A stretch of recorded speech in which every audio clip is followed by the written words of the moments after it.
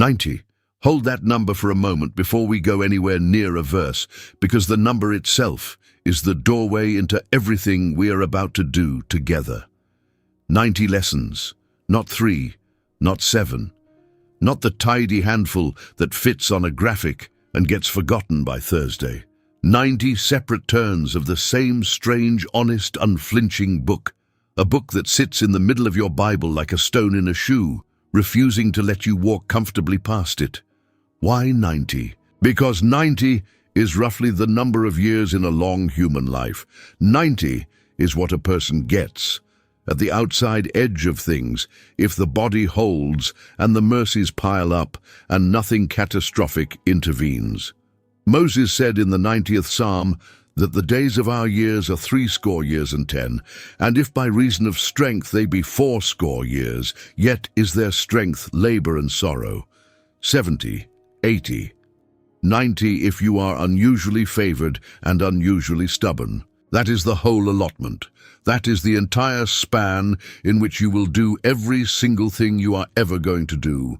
Every conversation, every meal, every argument, every reconciliation, every project you pour yourself into, every morning you wake up and decide once more to try.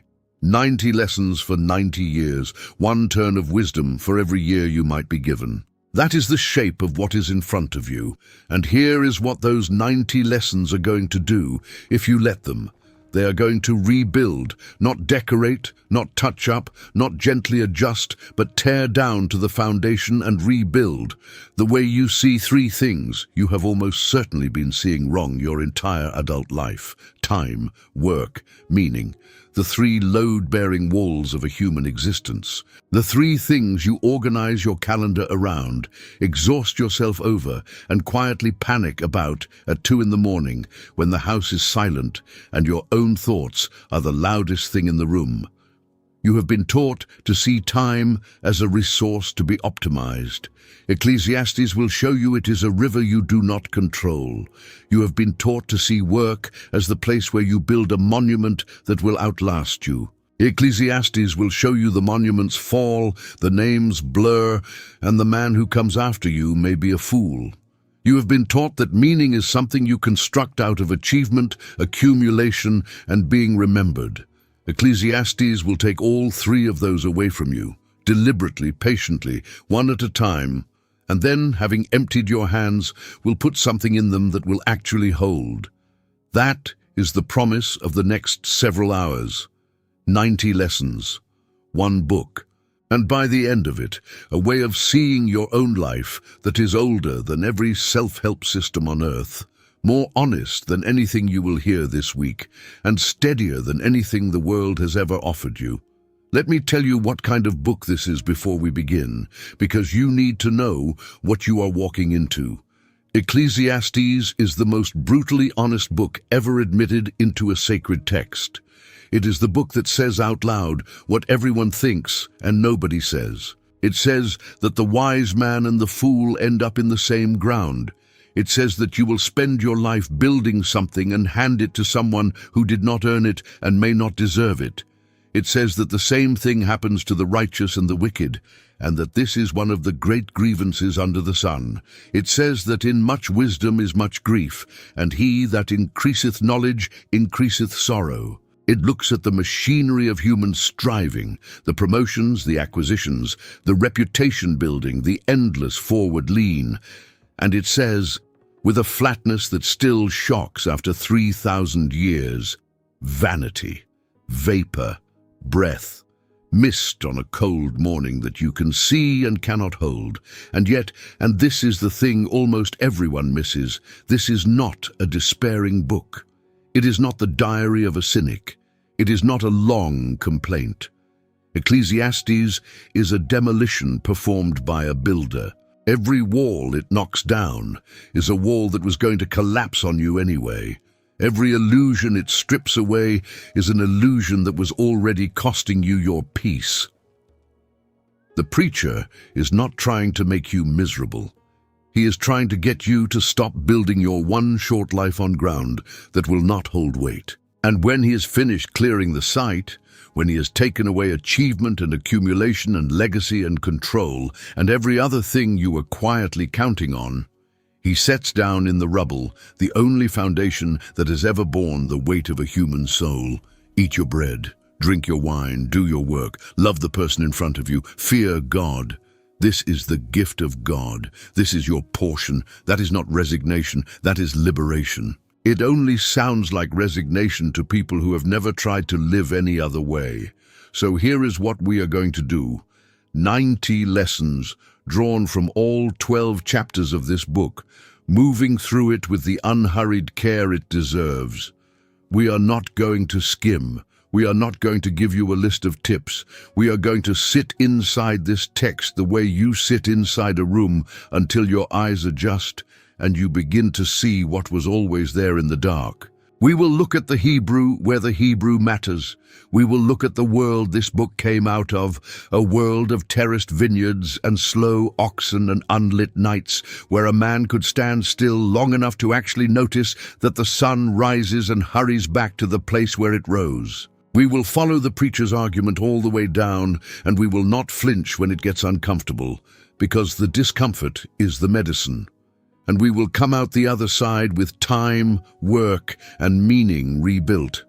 Not as you wish they were, but as they actually are, which is the only ground on which peace has ever been possible. Before the first lesson, one small thing, and it will cost you a single tap.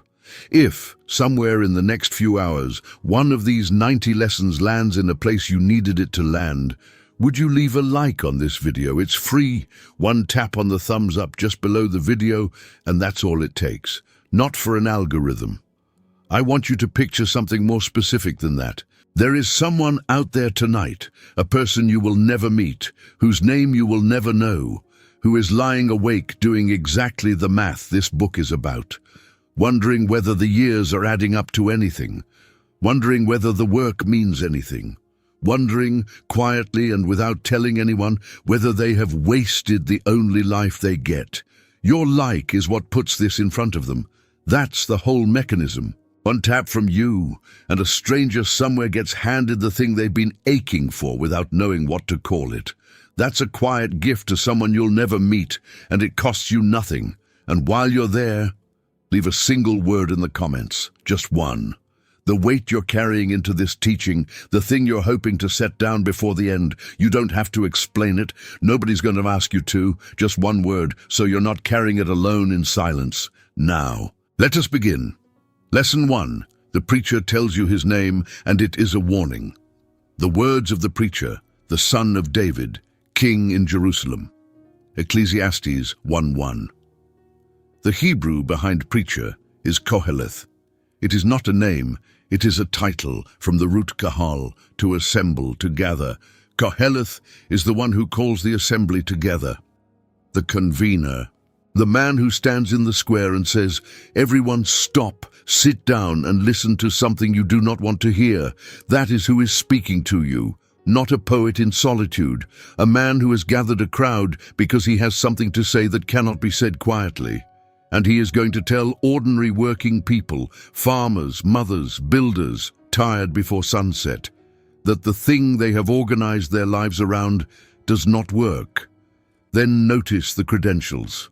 Son of David, king in Jerusalem. This is not name-dropping, it is establishing standing, because everything he is about to say could be dismissed in one sentence if the wrong man said it. If a poor man says money does not satisfy, you think he is coping. If a man with no accomplishments says achievement is empty, you think sour grapes. If a lonely man says pleasure is vapor, you think he never had access. But when the king says it, the king who had everything, tried everything, denied himself nothing, and was famous throughout the ancient world for wisdom, the escape hatch closes.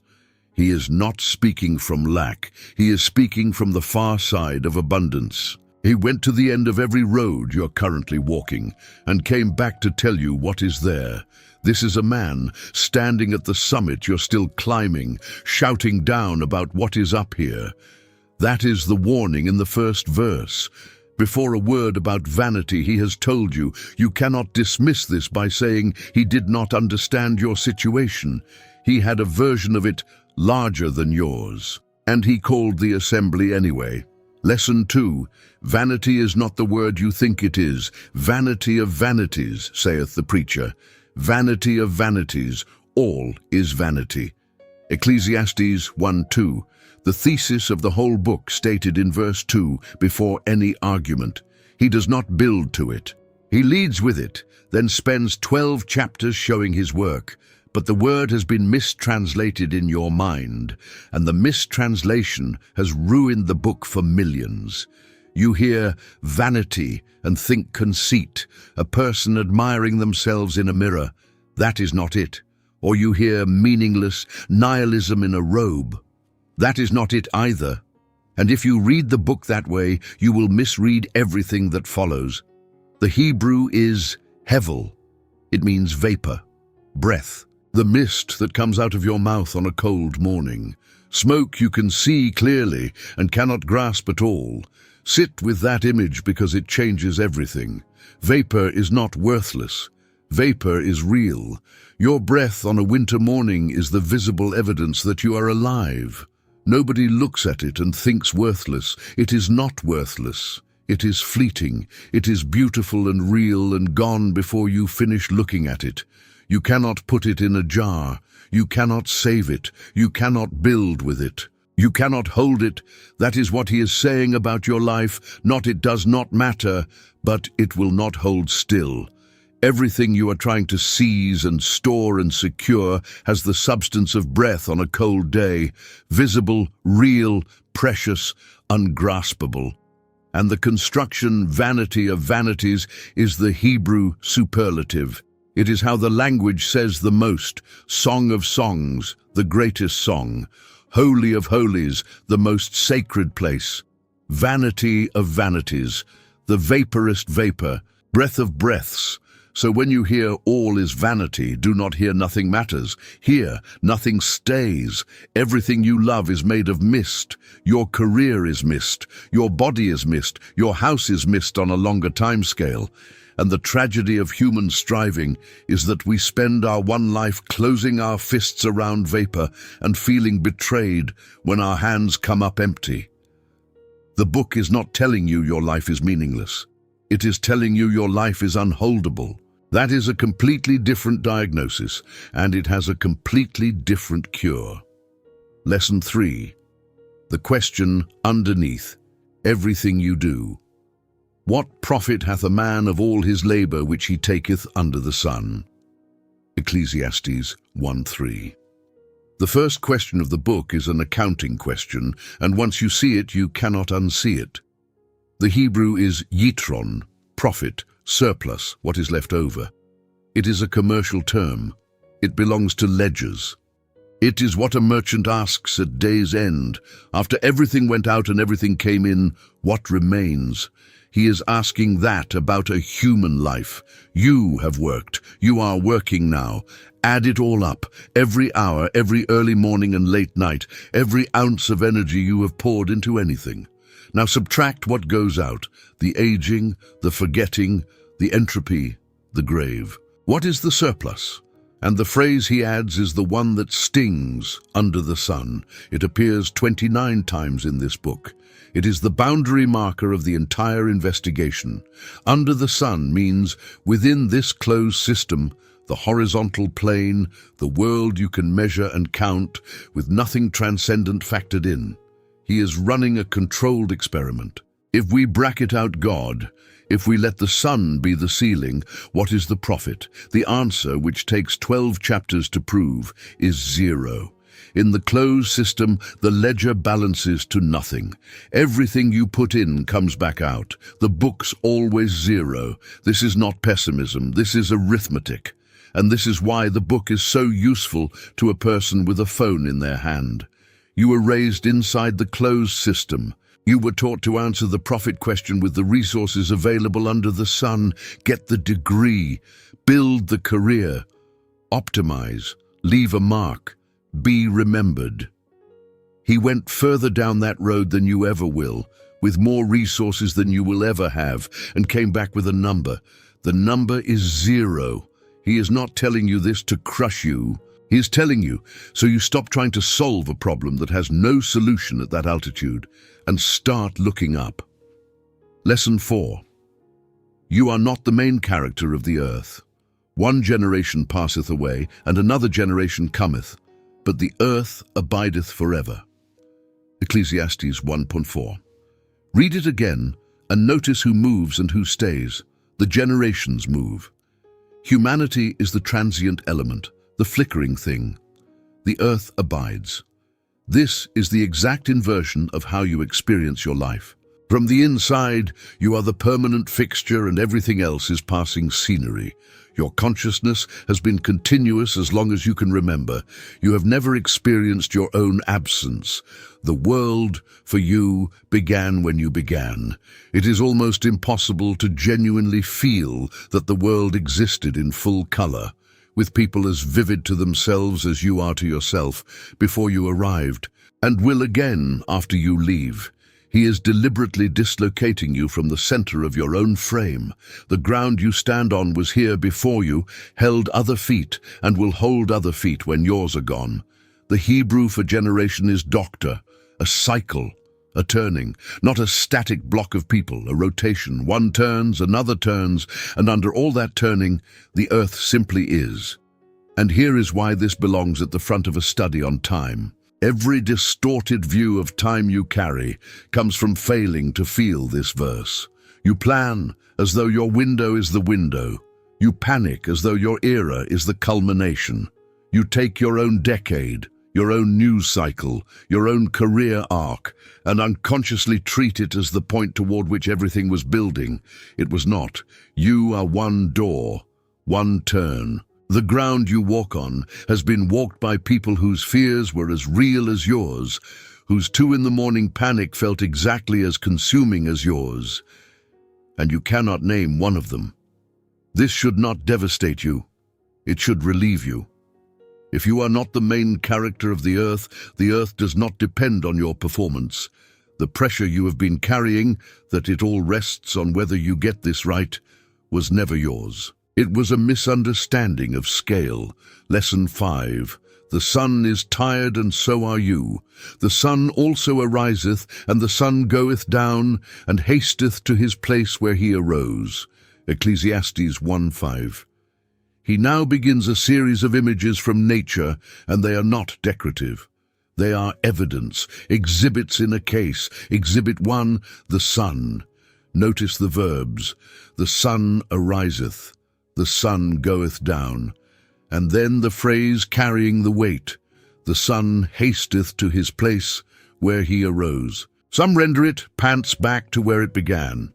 The Hebrew carries exertion, breathlessness, effort. The sun is not gliding serenely. The sun is running. And where does the running get it? Back to the starting line. Every day. It burns through the whole enormous arc from east to west, arrives exhausted at the horizon, and then hurries all the way back to do it again tomorrow. That is a picture of your week. You get up. You exert yourself across the entire arc of the day. You arrive at evening depleted, and then, in the dark, without recognition, you travel all the way back to the beginning to start again.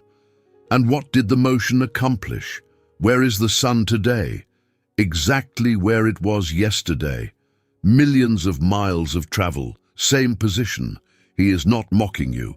He is naming something you have felt and had no words for, the peculiar exhaustion of enormous effort that produces no net displacement. Running as hard as you can and looking down to find yourself at the same coordinates. And here is why it matters. Most people, feeling this, conclude something false. I must be doing it wrong. I am not working hard enough. Someone else has found the trick. No, the sun does it too. The sun is the most powerful object you can see, and it also runs all day and ends where it started. This is not a defect in your method. This is the shape of life under the sun, and you will not fix it with a better system. Lesson 6. The wind goes in circles and calls. it progress. The wind goeth toward the south, and turneth about unto the north. It whirleth about continually, and the wind returneth again according to his circuits.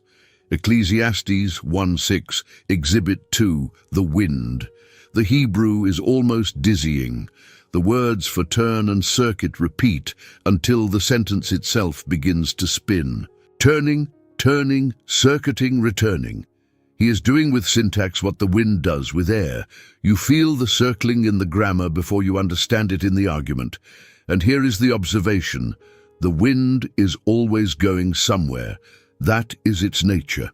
It has direction, south then north. It is never idle, never without a heading. If you asked the wind where it was going, it would have an answer, and it never arrives. It only circuits. That is one of the most precise descriptions of a modern career ever written, by a man who had never heard of a career. You are always going somewhere. If someone asked where your life was headed, you would have an answer, a next step, a next role, a next season. There is always a south and then a north, and the movement is real. You are genuinely moving. You are busy. But look at the shape of the path. Is it a line or is it a circuit? His claim is that under the sun, all motion is circuit. It feels like a line from the inside. Every individual gust feels directional. But zoom out and the line closes into a circle. You changed jobs to escape a pressure and found the same pressure in a new building. You moved cities to start fresh and unpacked the same self. You solved the problem consuming you, and a new problem of identical weight arrived within the month to fill the vacancy. Circuits, not progress. Motion that feels like advancement because it is genuinely motion. This is the first hard rebuilding of how you see time. Time under the sun is not a staircase you climb. It is a wheel you are inside of. And the sooner you stop expecting the staircase, the sooner you stop being bewildered that you keep passing the same scenery. Lesson 7. The rivers run and the sea is never full. All the rivers run into the sea, yet the sea is not full. Unto the place from whence the rivers come, thither they return again. Ecclesiastes 1:7, Exhibit 3, the water. And this is the deepest of the three. Every river on earth is pouring itself into the sea, right now, continuously without pause for millennia, and the sea is not full. Stop there. All that pouring, all that emptying, and the level does not rise. The receiving vessel is never satisfied. You could pour every river on earth into it forever, which is exactly what is happening, and it would never be enough. Now let me tell you what that is a picture of, and it is not geography. That is desire. That is the thing inside you that receives everything you pour into it and remains at the end of the pouring exactly as unfull as before. You got the thing you wanted, remember. The thing you were certain would settle it. You got it, and the level did not rise. Within weeks, sometimes days, the wanting reconstituted itself at full strength and repointed at a new object. Every river you have run into your own sea disappeared without a trace. The promotion, the house, the number in the account, the recognition, the thing you were sure would be the last thing, all poured in. And the sea is not full. Here is why this is the most important verse in the chapter. It explains why your strategy cannot work, even in principle. Your strategy is more. If the sea is not full, pour another river, bigger river, and he is telling you, with the authority of a man who tried it at a scale you cannot imagine, that the sea's unfullness is not a volume problem. It is a nature problem. That basin was not built to be filled by rivers. You could redirect the Amazon into it and it would not rise, because you are trying to fill an infinite vessel with finite water. And the last line is almost merciful. Unto the place from whence the rivers come, thither they return again. The water goes back. Even the pouring is a circuit. You are running the same water through the same loop, forever, and calling it a life. There is only one solution to a sea that cannot be filled by rivers, and it is not a better river. It is discovering what that sea was shaped for. He will get there, but not yet. He is not finished demolishing. Lesson 8. The reason words fail you. All things are full of labor. Man cannot utter it. The eye is not satisfied with seeing, nor the ear filled with hearing. Ecclesiastes 1:8. Here is a verse for the thing you have been unable to explain to anyone. All things are full of labor. The Hebrew yagea means wearisome, worn out with effort. Everything is tired. And then, man cannot utter it. There is a weariness woven through everything, and human language cannot get around it. The words will not stretch far enough. You have experienced this. You have sat across from someone who loves you, and they asked what was wrong, and you opened your mouth to explain the weight, and nothing came out that was accurate. You said, "I'm just tired," and it was true and catastrophically insufficient. The heaviness you were trying to describe was too structural, too woven into the fabric of everything to be handed across a table in a sentence. He is telling you that failure is not your failure. You are not bad with words. The thing genuinely cannot be uttered. And then he explains why, in two of the most economical clauses in Scripture. The eye is not satisfied with seeing, nor the ear filled with hearing. The eye, the most voracious organ you have. It has taken in images your whole life. Every face, every sunset, every screen, millions of them. Is it satisfied? Is there a point where it says, "Enough, I have seen sufficient beauty"? Show it the most beautiful thing on earth, and within 90 seconds, it is looking for the next thing. The eye is a river running into a sea that is not full. The ear, the same. Every song, every voice. Filled, never. Still hunting. Your senses are unfillable openings in an unfillable vessel. That is the design. And the reason you cannot put the weariness into words is that the weariness is this, the permanent condition of being an unsatisfiable creature in a world of finite objects. You cannot say it because it is not a thing that happened to you. It is the shape of you. Lesson 9. There is no new thing, and that includes your crisis. The thing that hath been, it is that which shall be, and that which is done is that which shall be done. And there is no new thing under the sun. Ecclesiastes 1:9. This is the verse people quote to sound world-weary at parties. It deserves better. On its face, it seems false. What about the internet, antibiotics, the smartphone in your hand? But he is not making a claim about technology. He is making a claim about the human situation, and he is right, and the rightness of it is one of the most useful things you will ever internalize. Nothing in your inner life is new, not one thing. The specific configuration of dread you woke with this morning, a man felt that in a mud brick house in Ur 4,000 years ago. The ache of watching someone you love make a decision you know will hurt them, and being unable to stop it. A mother felt that on a hillside in Galilee.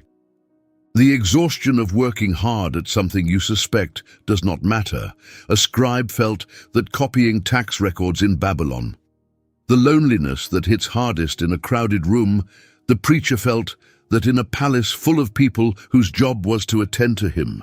Your technology is new, your grief is not, your circumstances are new, your fear is ancient. The delivery mechanism of your anxiety is a glowing rectangle instead of a rumor from a caravan. But the anxiety is unchanged since the first human lay awake, wondering what was coming. Why does this matter enough to be the 9th lesson? Because the loneliest lie you believe is that your situation is unprecedented. That is the lie that isolates you. That is what makes you think there is no wisdom available for what you are facing.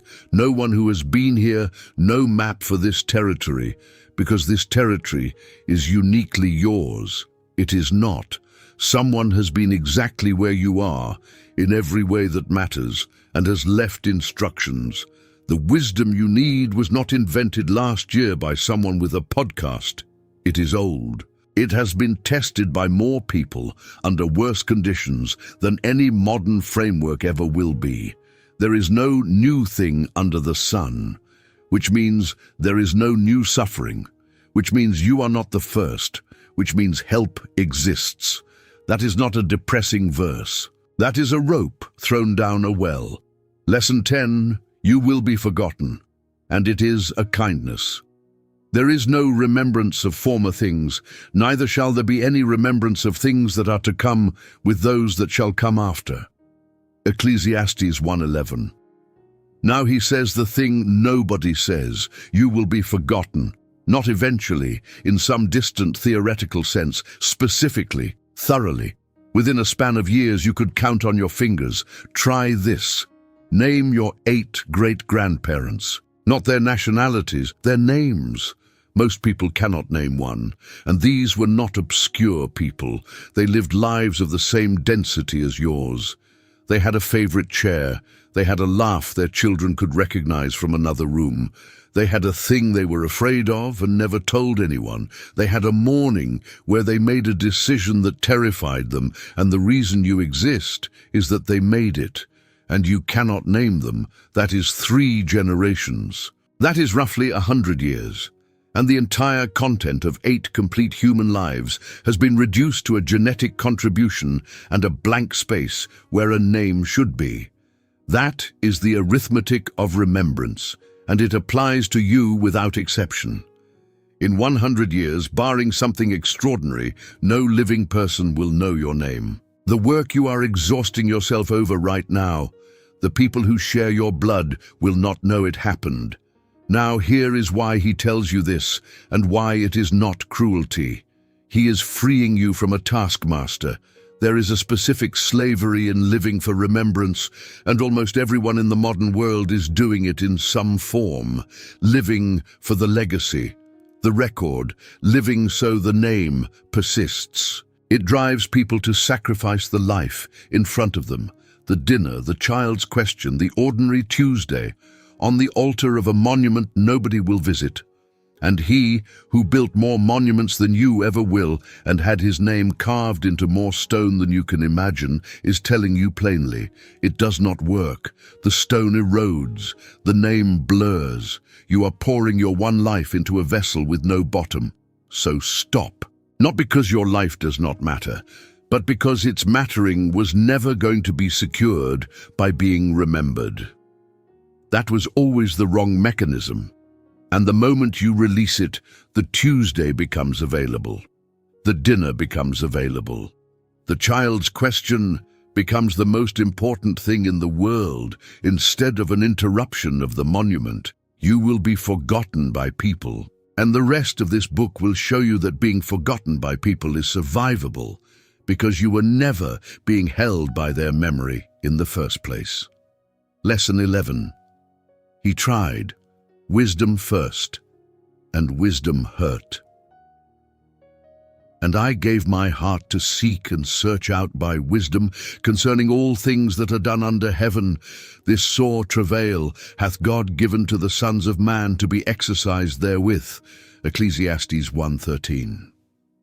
Now the experiment begins. He is going to try, one at a time, every avenue humanity has proposed as the answer to the prophet question, not as thought experiments, but as lived investigations funded by unlimited resources over years, and he will report the results honestly. Trial 1. Wisdom, understanding. This is the most respectable answer. If pleasure is crude and wealth is vulgar, surely understanding is the noble path. Surely if you can comprehend the system, really see it clearly, the comprehension itself is the reward. He gave his heart to it. In Hebrew, that is total. The lev is not the seat of emotion, but of the entire inner person, mind, will, feeling fused. He gave all of it. This was not a hobby, and the verdict in the same verse, this sore travail, the Hebrew inyan ra, an evil business, a wretched occupation. He is calling the pursuit of understanding a miserable job. Then he delivers the line that has comforted more exhausted people than almost any other in Scripture. For in much wisdom is much grief, and he that increaseth knowledge increaseth sorrow. Ecclesiastes 1:18. Read that again if you have been told your whole life that understanding more would make you suffer less. He says no. The relationship runs the other way. More understanding, more grief. They scale together, and you know it is true. When you finally understood the dynamics in your family, did that make it easier or unbearable in a new and more precise way? When you finally understood what was actually happening at your workplace, did the clarity comfort you or remove your ability to enjoy the illusion? Ignorance is anesthesia. Wisdom is the anesthesia wearing off. And he, granted more wisdom than anyone alive, is the world's leading authority on how much it hurts to see. This does not mean wisdom is bad. He will spend chapters commending it. It means wisdom is not the answer to the prophet question. It is a good thing that cannot bear the weight of being the ultimate thing. That is the pattern for everything in this book, and you should start watching for it now. Good things collapse when you ask them to be ultimate things. Lesson 12. He tried pleasure, and it was not even close. I said in mine heart, Go to now. I will prove thee with mirth, therefore enjoy pleasure. And behold, this also is vanity. Ecclesiastes 2:1. Trial 2, pleasure. And understand the scale, because you have never conducted this experiment at anything approaching this level, and neither has anyone you know. He continues, I sought in mine heart to give myself unto wine. I made me great works, I builded me houses, I planted me vineyards, I made me gardens and orchards, I made me pools of water, I got me servants and maidens, I gathered me also silver and gold. I gat me men singers and women singers, and the delights of the sons of men, as musical instruments, and that of all sorts. Translate that into now.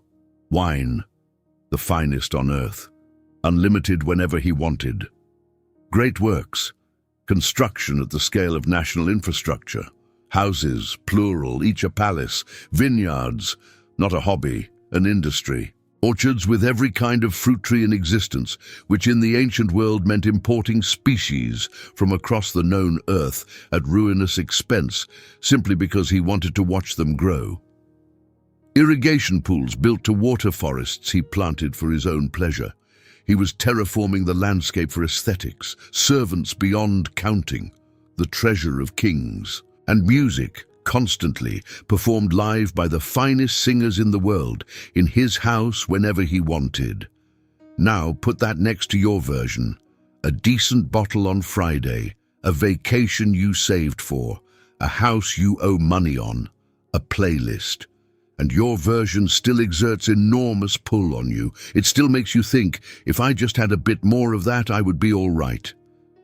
He had the theoretical ceiling of human pleasure as it existed on earth. And then, and whatsoever mine eyes desired, I kept not from them. I withheld not my heart from any joy. Ecclesiastes 2:10. Not one restraint, not once. Every appetite immediately and fully satisfied for years. No human alive has done this.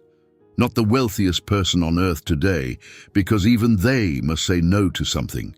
He said no to nothing, and the verdict, Then I looked on all the works that my hands had wrought, and behold, all was vanity and vexation of spirit, and there was no profit under the sun.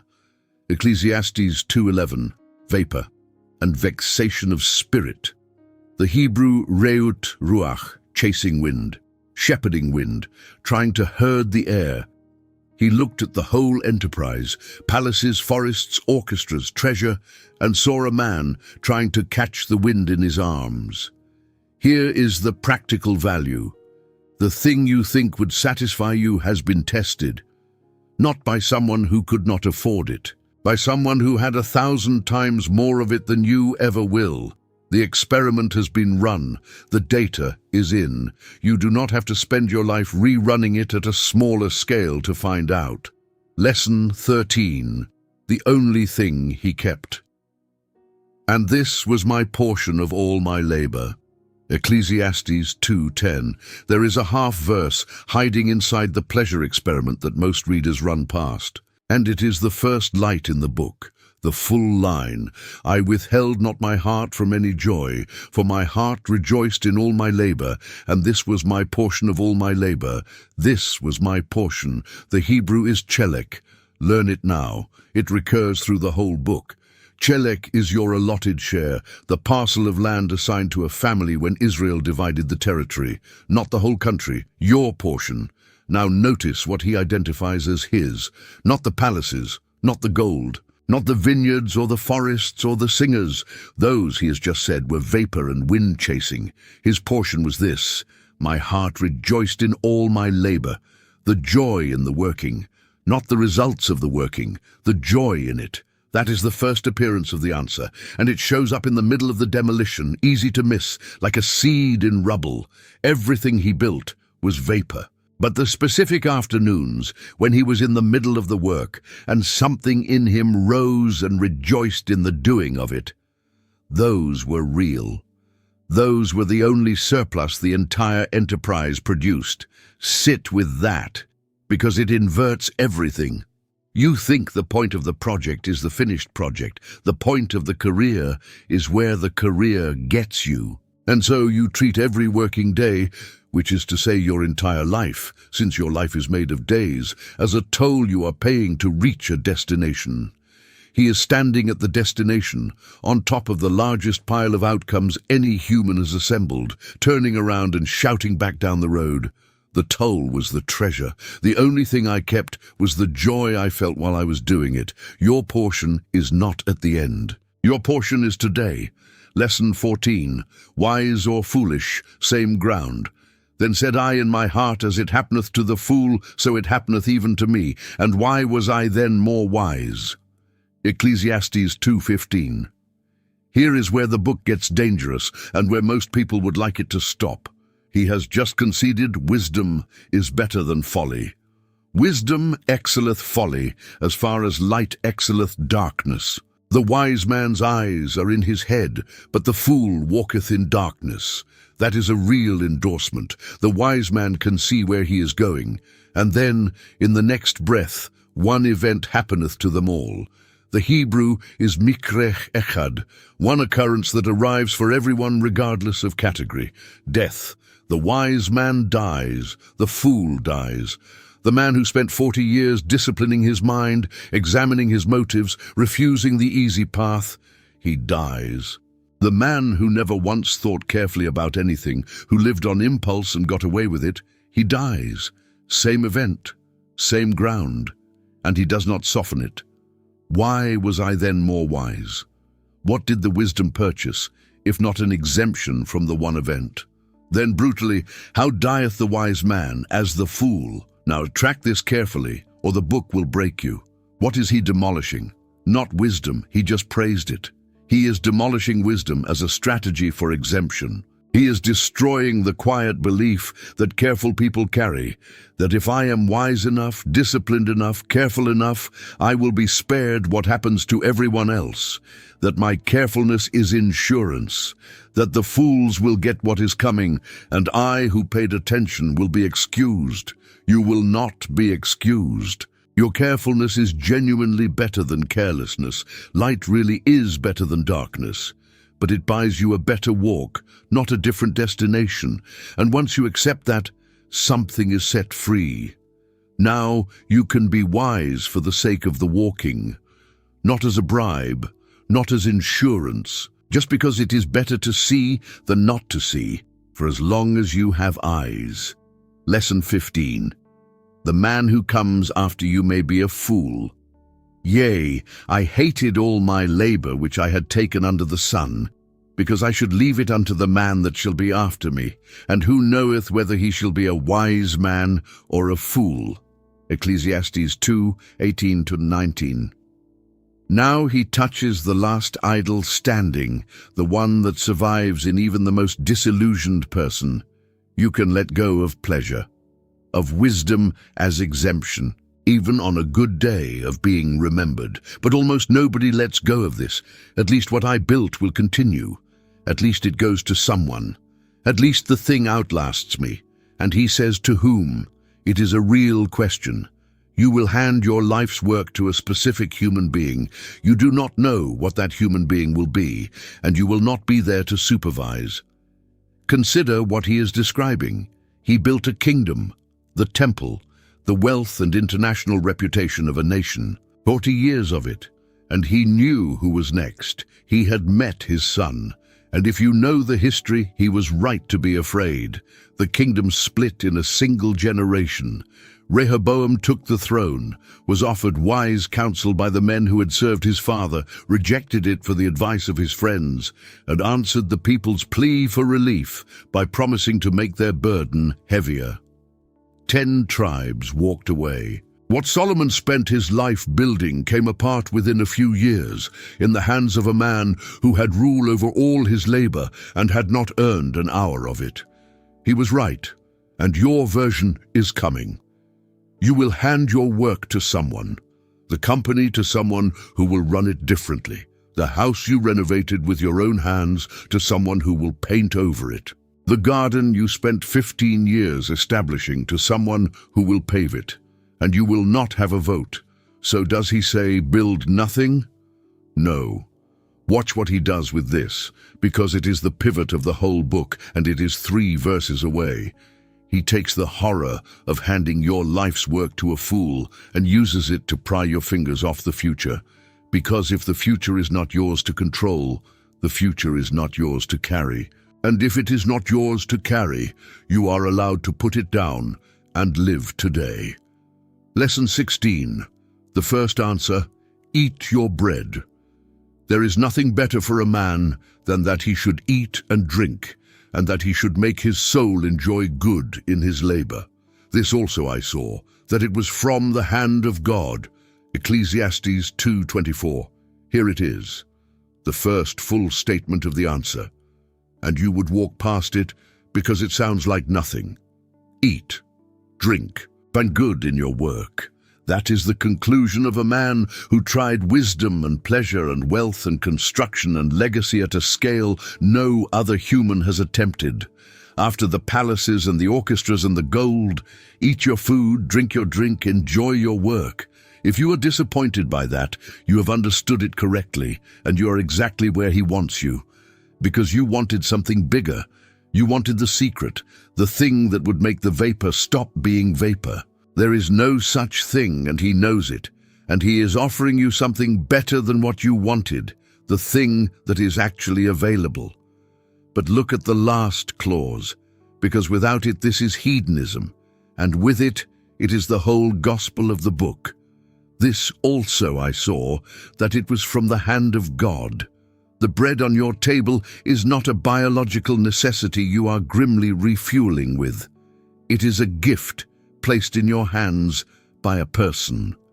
The work in front of you, tedious, ordinary, unglamorous, was handed to you.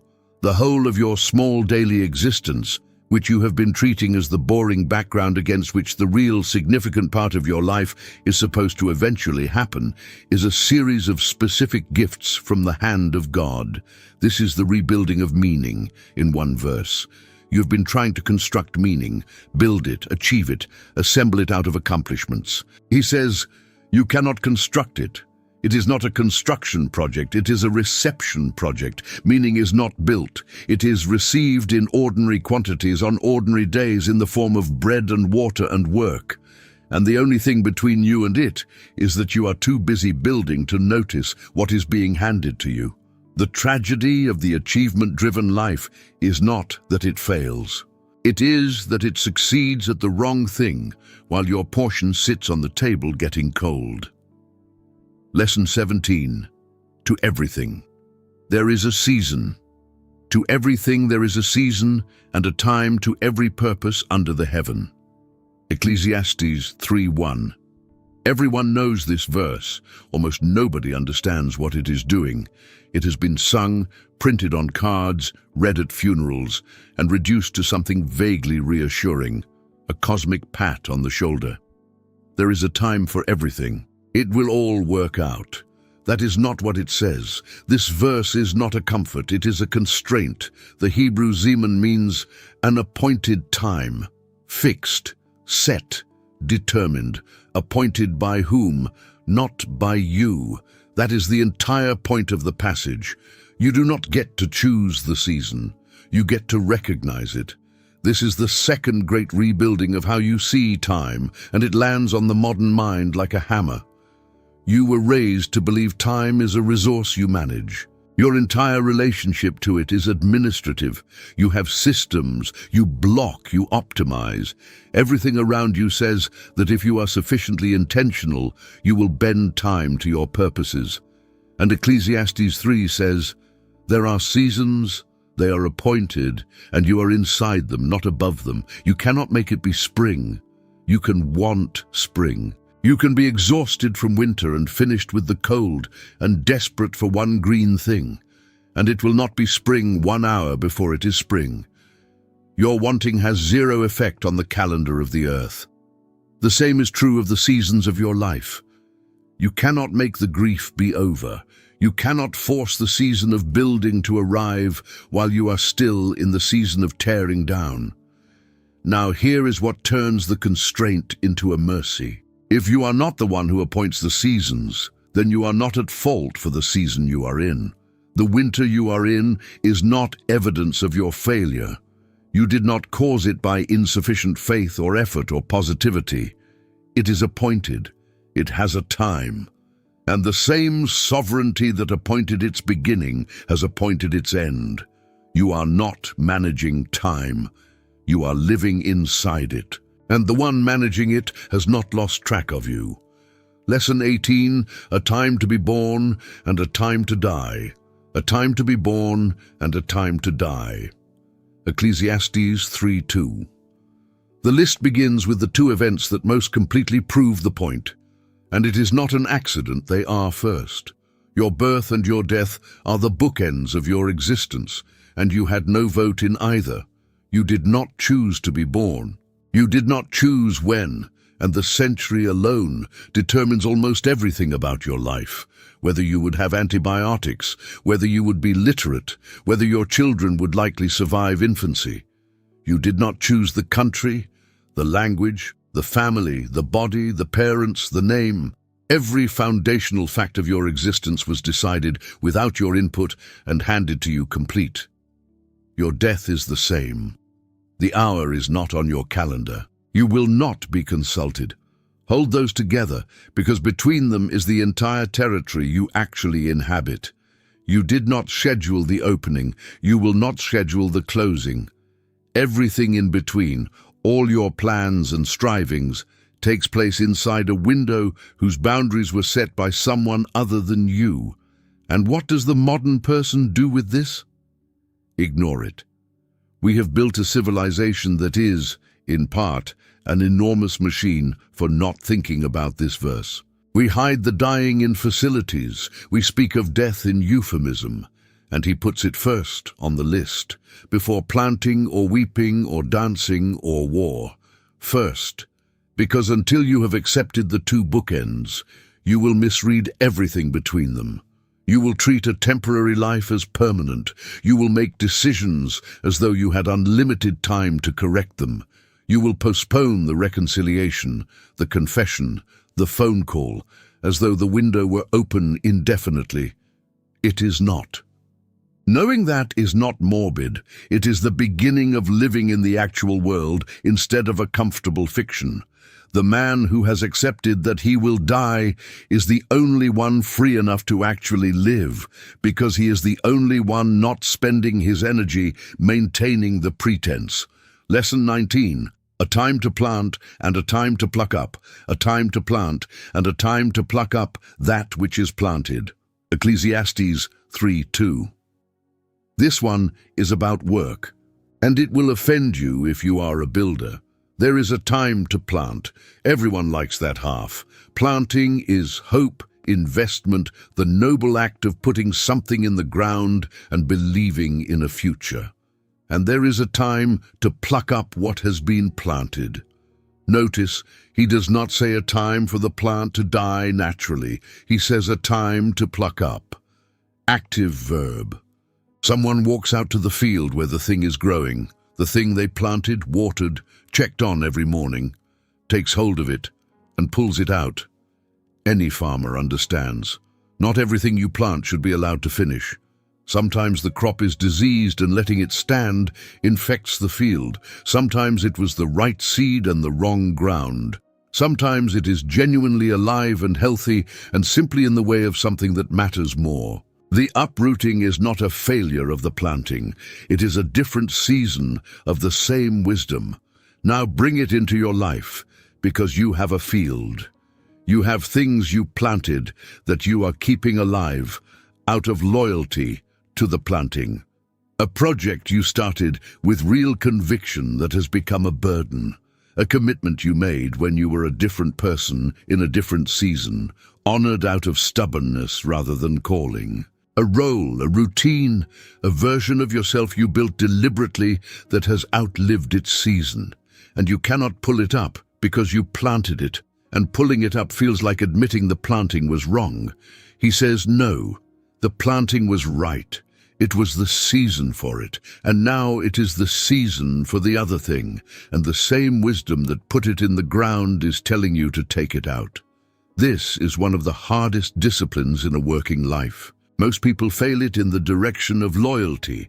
They keep watering a dead field for a decade because they remember what it cost to plant. There is a time to pluck up. Recognizing it is not betrayal. It is obedience to the season. Lesson 20. A time to kill and a time to heal. A time to kill and a time to heal. A time to break down and a time to build up. Ecclesiastes 3:3. The list is arranged to become progressively harder to accept. And here is where readers flinch. A time to kill, the Hebrew harag, to slay. He is not being metaphorical about gardening. He is reporting that in the actual world, he observed, there were seasons in which life was taken, and that this was as much a part of the fabric of the appointed times as birth and planting. Understand what he is doing. He is not endorsing. This poem is a description, not a prescription. He is saying, look at the actual world you live in, not the one you would prefer. In this world, there are wars and famines and things that end violently. The seasons are not all pleasant, and pretending otherwise is not faith. It is a refusal to look. This matters for how you handle your own life, because there is a strain of religion that insists God's world contains only the pleasant half of every pear. A time to be born, yes, a time to plant. Amen. And then silence on the dying and the plucking up, as though acknowledging them were a lapse in faith. Ecclesiastes will not let you do that. It puts the whole list in the sacred text.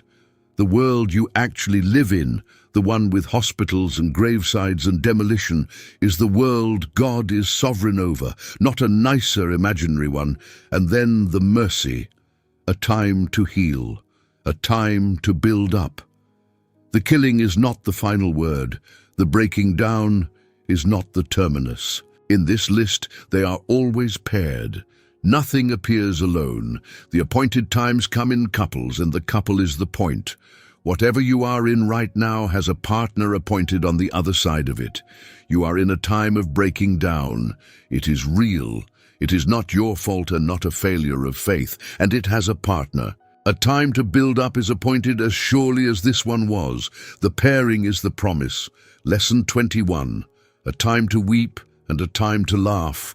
A time to weep and a time to laugh. A time to mourn and a time to dance. Ecclesiastes 3:4. Two pairs, and the difference between them is worth noticing. Weeping and laughing are involuntary. They happen to you. You do not decide to weep. The weeping arrives and you discover it is happening. Real laughter cannot be produced on command, which is why forced laughter sounds so wrong. These are the internal weather of a human being. Mourning and dancing are public, performed.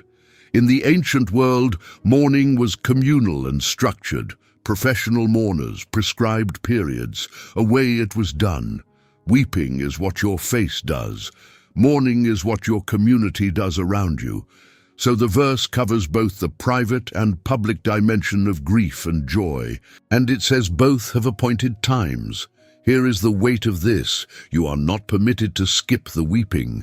We live in a culture that has decided grief is a problem to be solved rather than a season to be inhabited.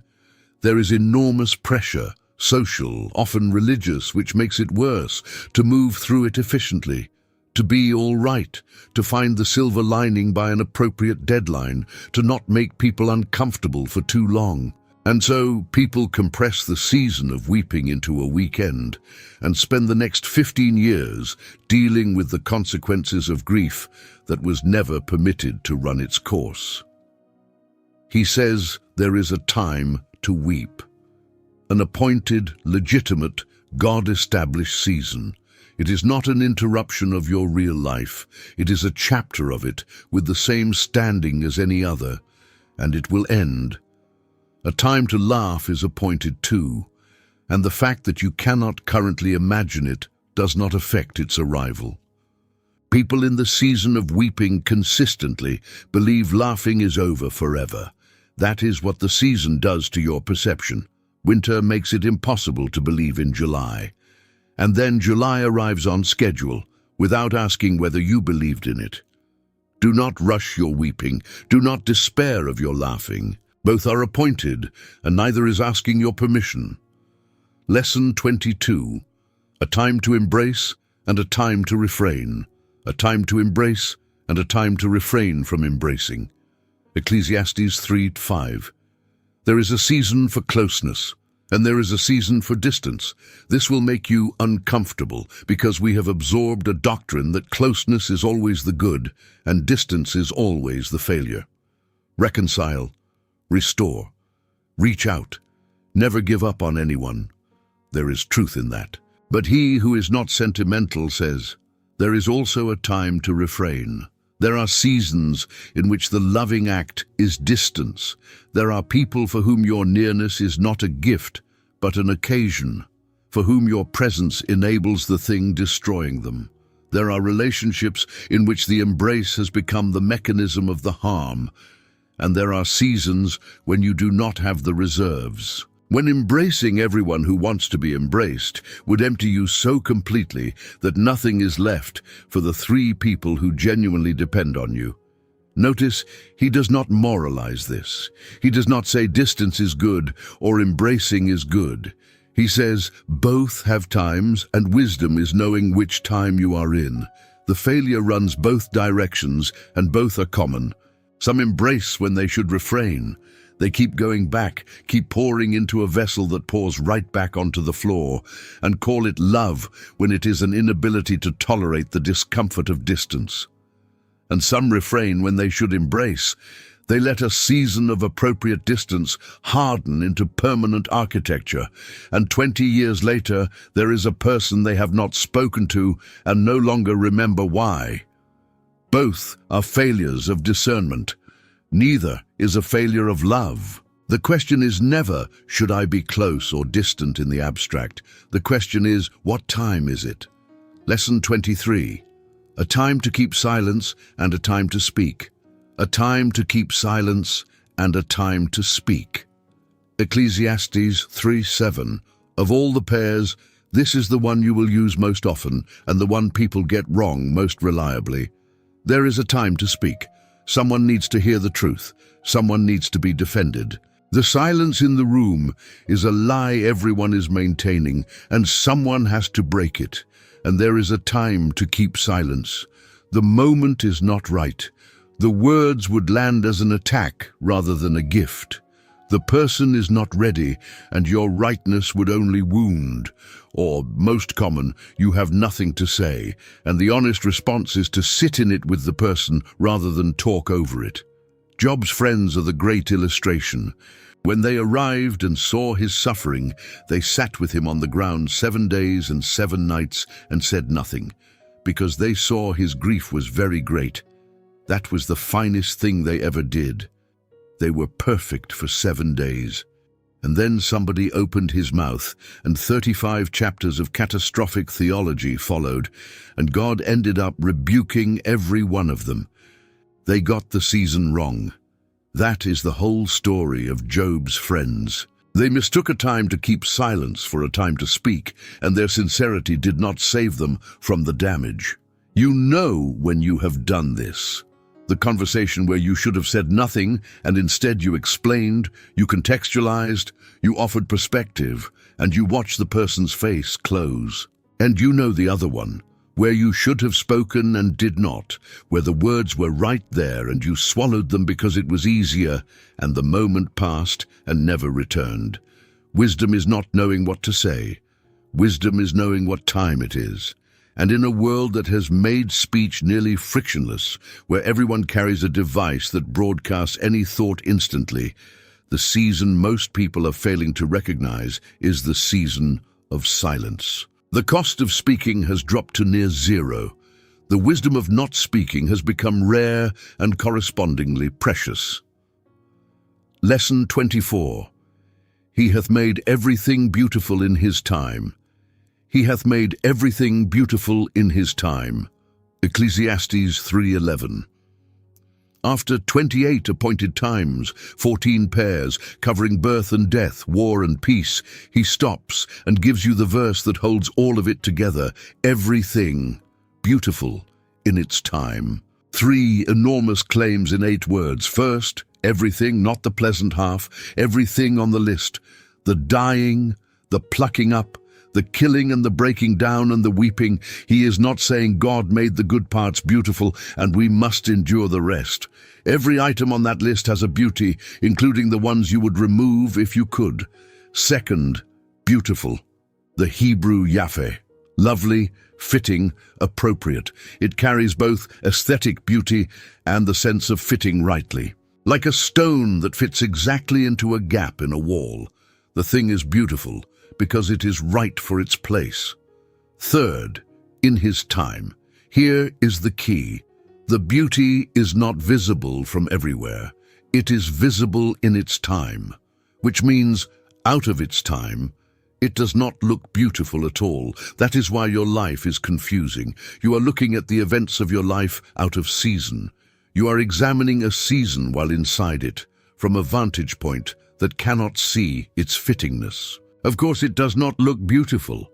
A stone in a mason's hand looks like a rock. A stone in the wall it was cut for looks inevitable. Same stone, different visibility. The thing you cannot make sense of right now, the loss, the interruption, the thing that broke and did not get fixed, is not ugly. It is out of season, viewed from inside by a person who does not have the vantage point. That is not a failure of your faith or your intelligence. It is a fact about where you are standing. He is not telling you to pretend the winter is spring. He is telling you the winter is beautiful and you cannot see it yet, and that the inability is structural, not spiritual. Lesson 25. He has put eternity in your heart. He hath set the world in their heart, so that no man can find out the work that God maketh from the beginning to the end. Ecclesiastes 3:11. This is the most important verse in the book, and the King James translation obscures it. The Hebrew rendered world is olam. It does not primarily mean world, it means eternity. Everlasting, the vanishing point of time in both directions. God has put eternity in the human heart. Stop and look at what has just been explained. Every single thing this book has diagnosed, the sea that is not full, the eye that is not satisfied, the restless circuiting, the unsatisfiable appetite, the exhausting inability to be content with any finite thing, all of it is explained in one clause. You have eternity inside you. That is why nothing under the sun fits. That is the entire mechanism. You are a creature with an eternity-shaped cavity in your chest, and you have spent your life trying to fill it with objects that have expiration dates. Of course, the sea is not full. You are pouring temporary rivers into an eternal basin. Of course, the eye is not satisfied. It is looking for something everlasting and being shown finite things. Of course, the house, the promotion, the number did not do it. Not because they are bad, because they are small. And the space is not small. Every restless midnight you have had is the sound of eternity in a heart trying to be satisfied by a life under the sun. Your discontent is not a character defect.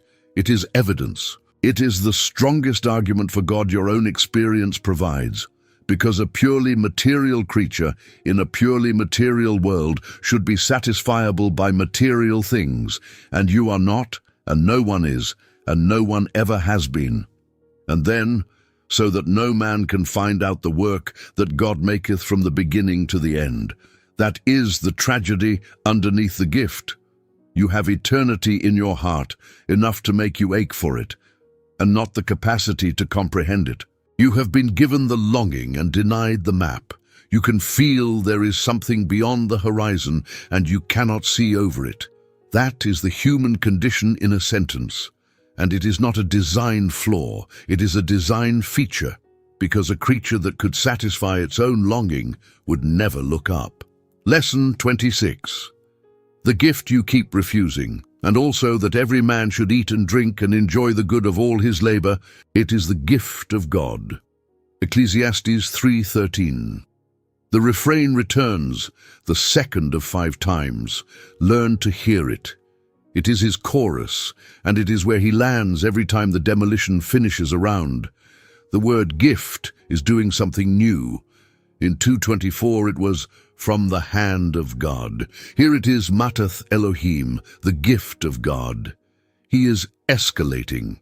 This is not merely a provision, it is a present, something chosen and given. And here is the lesson you have to feel and not just understand. You are refusing this gift constantly. You do not think of yourself as someone who refuses gifts from God, but consider your actual conduct. You ate today. And where were you while you were eating, present at that meal, or reading something, thinking about the afternoon, moving food into your body as an administrative task so you could get back to the important part of your day? That was the gift. You handled it like a fuel stop. You worked today. Was there any moment where you were actually in the work, where the thing in front of you had your whole attention? Or did you spend the day mentally somewhere else, in a future that has not arrived and may not? The gift is being handed to you every day, and you are looking over its shoulder for something better. This is what makes Ecclesiastes so devastating for the ambitious. He is not telling you your ambition is wicked. He is telling you it is expensive, that it is purchased with the only currency you have, which is the present, and that the thing you are buying does not exist. The gift of God is not waiting at the end of the striving. It is on your table right now. It is in the ordinary afternoon of work you are treating as an obstacle to your real life. That is your life. There is not another one being kept in storage. Lesson 27. What God does, he does forever. I know that whatsoever God doeth, it shall be forever. Nothing can be put to it, nor anything taken from it. And God doeth it, that men should fear before him. Ecclesiastes 3:14. Here is the counterweight to the entire book, and it arrives exactly when you need it. Everything under the sun is vapor. Everything you build is temporary. That has been the argument for 2.5 chapters, and it has been relentless. And now, whatsoever God doeth, it shall be forever. There are 2 categories of activity in the universe. Yours and his. Yours is vapor. His is forever. And the entire question of whether your life amounts to anything is the question of which category your life is participating in. Look at the precision. Nothing can be put to it, nor anything taken from it. What God does is complete. It admits no improvement and suffers no diminishment.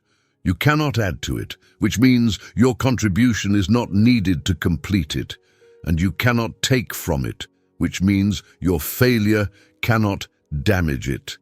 Read that again if you are tired. If you are the kind of person who has been carrying the weight of outcomes, nothing can be added to what God does. So your frantic effort is not what is holding it together. Nothing can be taken from it, so your worst failure did not break it. And then the hinge of the verse and of the book. And God doeth it, that men should fear before him. That is why the vapor nature of everything under the sun is not an accident or a defect. It is designed, and the purpose is that you would look up. If your achievements were permanent, you would worship them. If your work outlasted you, you would rest in it.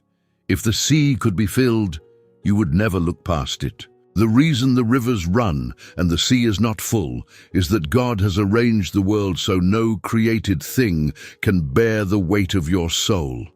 So that eventually, having tried everything, you would turn to the only thing that does not evaporate. The vapor is a mercy. It is God refusing to let you settle for anything less than himself. Lesson 28. The injustice he refuses to explain. And moreover I saw under the sun the place of judgment, that wickedness was there, and the place of righteousness, that iniquity was there. Ecclesiastes 3:16. He now walks into the courthouse, and what he finds there he refuses to explain away. The place of judgment, the courtroom, the one institution designated to make things right. And what is there? Wickedness. The corruption is in the place designed to remove corruption. The rot is inside the mechanism built to stop rot. And the place of righteousness, the temple, the assembly of the faithful. And what is there? Iniquity. He is not describing a broken world in general. He is describing the sickening discovery that the places you were told to run to for justice are themselves unjust. That the court is bought. That the institution existing to protect the vulnerable is being used to harm them. If you have experienced this, you know it is a category of pain distinct from ordinary suffering. When you are wronged by a wicked person, that is bad. When you are wronged by the system built to protect you from wicked people, something deeper breaks. You lose more than the case. You lose the flaw. And notice what he does not do. He does not explain it. He does not offer a theodicy. He does not tell you the judge had a difficult childhood or that it will all make sense someday. He looks at it, names it precisely, and lets it stand in the sacred text as an unresolved grievance. That alone is worth something enormous to a person who has been through it. Your Bible contains a verse saying the courts are corrupt and the temples are corrupt, and the preacher saw it and had no tidy answer. You are not being gaslit by your own scripture. The book knows. And then verse 17, I said in mine heart, God shall judge the righteous and the wicked, for there is a time there for every purpose and for every work. There is a time there, not here. His answer to injustice under the sun is not that it will be resolved under the sun. It will not. His answer is that there is a court above the sun, that it is not corrupt, and that every work will come before it. That is not satisfying to a person who wants justice this year. But it is true, and he would rather hand you a true bitterness than a sweet lie. Lesson 29, you are a beast, and knowing it will help you. For that which befalleth the sons of men befalleth beasts, even one thing befalleth them. As the one dieth, so dieth the other. Yea, they have all one breath, so that a man hath no preeminence above a beast. Ecclesiastes 3:19. This is the verse people wish were not in the Bible. Watching the corruption of the courts, he follows the logic to its flaw. From where I am standing, under the sun, I cannot tell the difference between a man and an animal. Look at his evidence. One thing befalls them both, death. They have all one ruach, one breath, one animating wind. Put a man and a dog in the same field and wait long enough, and you will have two skeletons doing exactly the same thing. And then verse 21, one of the most remarkable moments of intellectual honesty in Scripture. Who knoweth the spirit of man that goeth upward, and the spirit of the beast that goeth downward to the earth? Who knows? He does not claim to. He believes it. The book will end with the spirit returning to God who gave it. But here, operating strictly under the sun, working only with observable evidence, he says, I cannot prove it. From down here, I cannot demonstrate the difference. Nobody can see the spirit go up. It is not available to observation. Why would a wisdom teacher say this out loud? Because he is doing something almost no religious voice will do, refusing to overclaim, refusing to tell you he has evidence he does not have. He would rather stand in the honest dark with you than hand you a flashlight with no batteries in it, and there is a strange mercy in the beast comparison. The animal does not have your problem. It eats when hungry and sleeps when tired, and does not lie awake at 3 in the morning auditing its own significance. The animal is entirely at home under the sun. It is not restless. It is not haunted.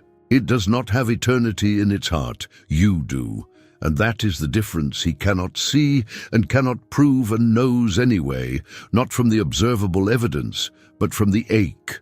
The very restlessness tormenting you is the thing separating you from the beast. Your misery is your credential. Lesson 30. The tears of the oppressed and no comforter. So I returned and considered all the oppressions that are done under the sun, and behold the tears of such as were oppressed, and they had no comforter. And on the side of their oppressors there was power, but they had no comforter. Ecclesiastes 4:1. Notice what he says twice. They had no comforter, and again, they had no comforter, twice in one verse.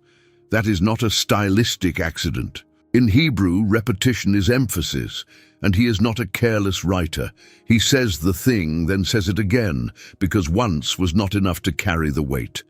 Here is what he saw. Not oppression in the abstract, as a social problem. The tears. He got close enough to see actual water on actual faces. And what he could not get past, what made him repeat himself like a man in shock, was not the power of the oppressors. It was the absence of anyone standing next to the oppressed. Nobody was there. That is the horror.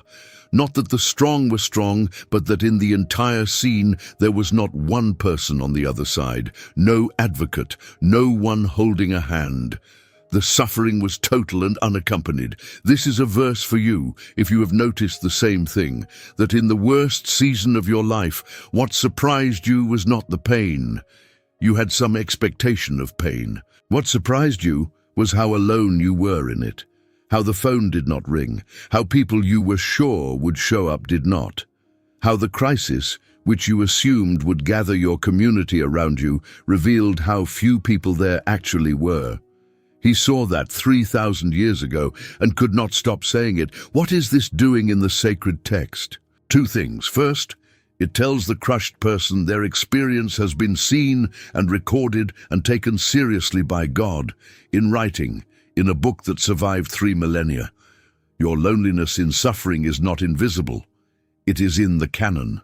And second, it is an assignment, because the terrible thing here is not the oppression. It is the vacancy, and that vacancy has your name on it. Somewhere near you, right now, is a person with tears and no comforter, and he has just told you exactly what is missing.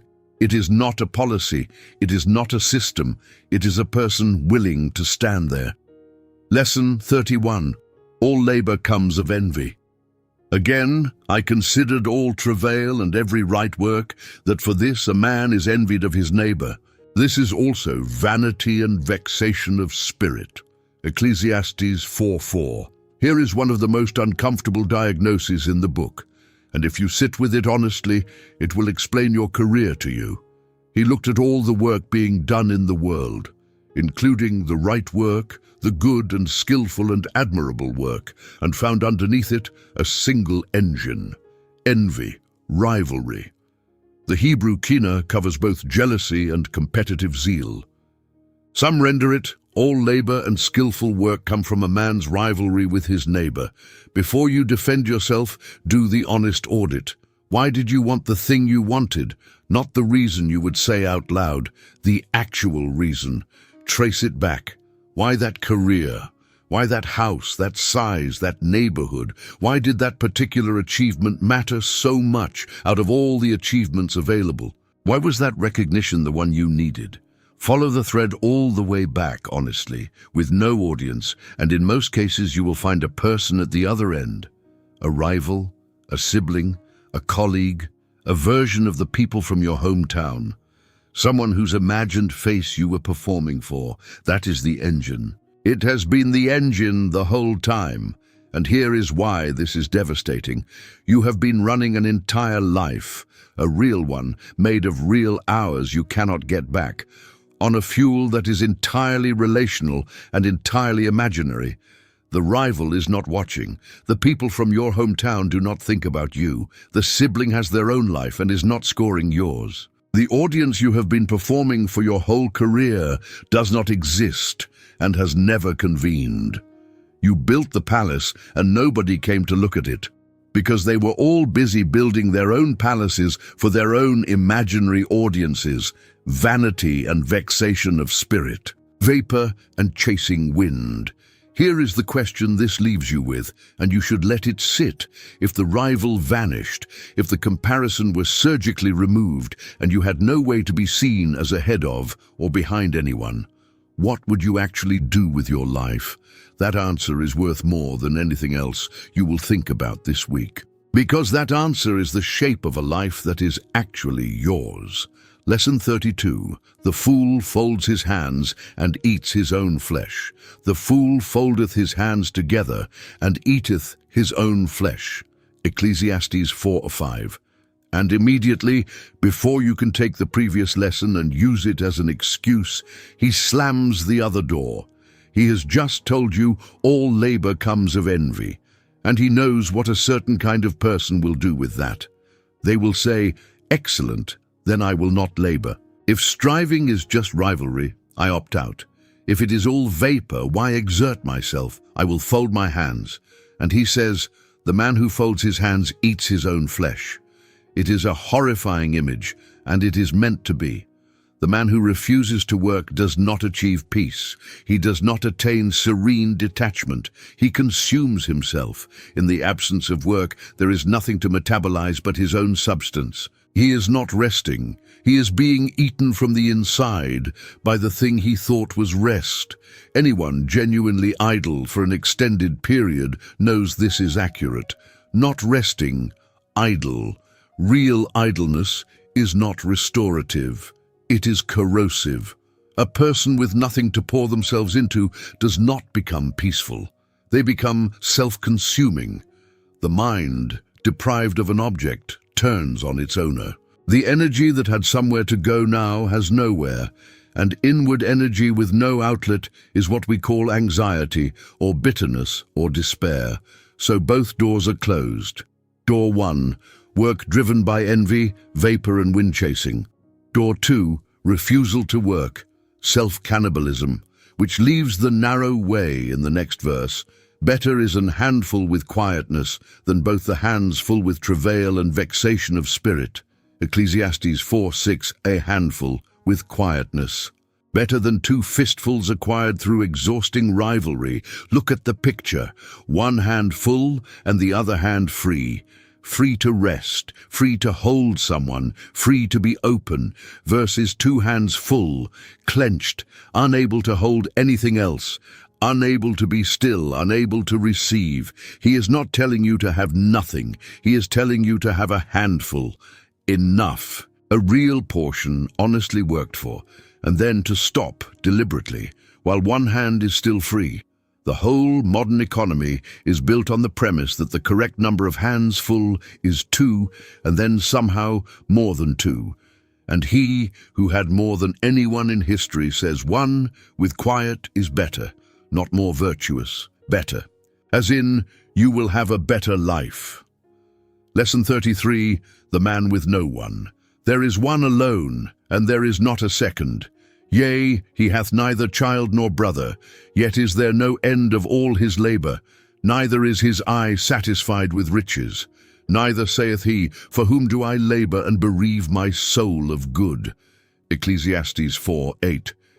He introduces a character, and the character is a warning, and there is a real chance the character is you. Here is the man, alone, not lonely in the sense of temporarily isolated, structurally alone. No second person, no child, no brother, nobody depends on him, and nobody is waiting for him. And what does he do? There is no end of all his labor. He works without limit, because there is no one to stop for. Nobody is expecting him at dinner. No one's bedtime constrains his evening. The work expands to fill every hour, because nothing pushes back on it, and his eye is not satisfied with riches. There it is again, the eye that cannot be filled, the sea that never rises. And then the line that is the whole point, written as a question he never asks. Neither saith he, For whom do I labor, and bereave my soul of good? He never asks. That is the tragedy. Not that he has no answer, that the question has never occurred to him. In decades of relentless work, he has never stopped to ask the most obvious question available: who is this for? And bereave my soul of good is one of the saddest phrases in Scripture. He is bereaving his own soul, robbing it. He is the thief and the victim in the same sentence. He is stealing good from himself and delivering the proceeds to nobody, because there is nobody. Now here is why. This is not just a portrait of an ancient miser. Consider how many people you know who have built exactly this life while surrounded by people. The man who has a family and functions as though he does not, who works the hours of a man with no one waiting, who has never asked for whom he labors, who is bereaving his own soul of good and also bereaving 4 other souls in the same house. He is not alone in the census. He is alone in the structure of his days.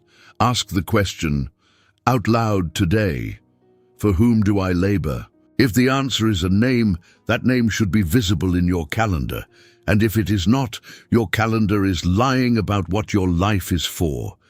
And if the answer is nobody, if you trace the labor back and find no one at the end of it, you have found the most important problem in your life, and he has just handed you the diagnosis for free. Lesson 34. 2 are better than 1. 2 are better than 1, because they have a good reward for their labor. For if they fall, the one will lift up his fellow. But woe to him that is alone when he falleth, for he hath not another to help him up. Ecclesiastes 4:9-10. Having shown you the man with no one, he gives the remedy in the most unsentimental terms imaginable. Notice he does not say 2 are nicer than 1. He says 2 are better. The argument is functional. He is making an engineering case. If they fall, the one will lift up his fellow. Note the if, not in case, not should the unlikely occur. He assumes the fall.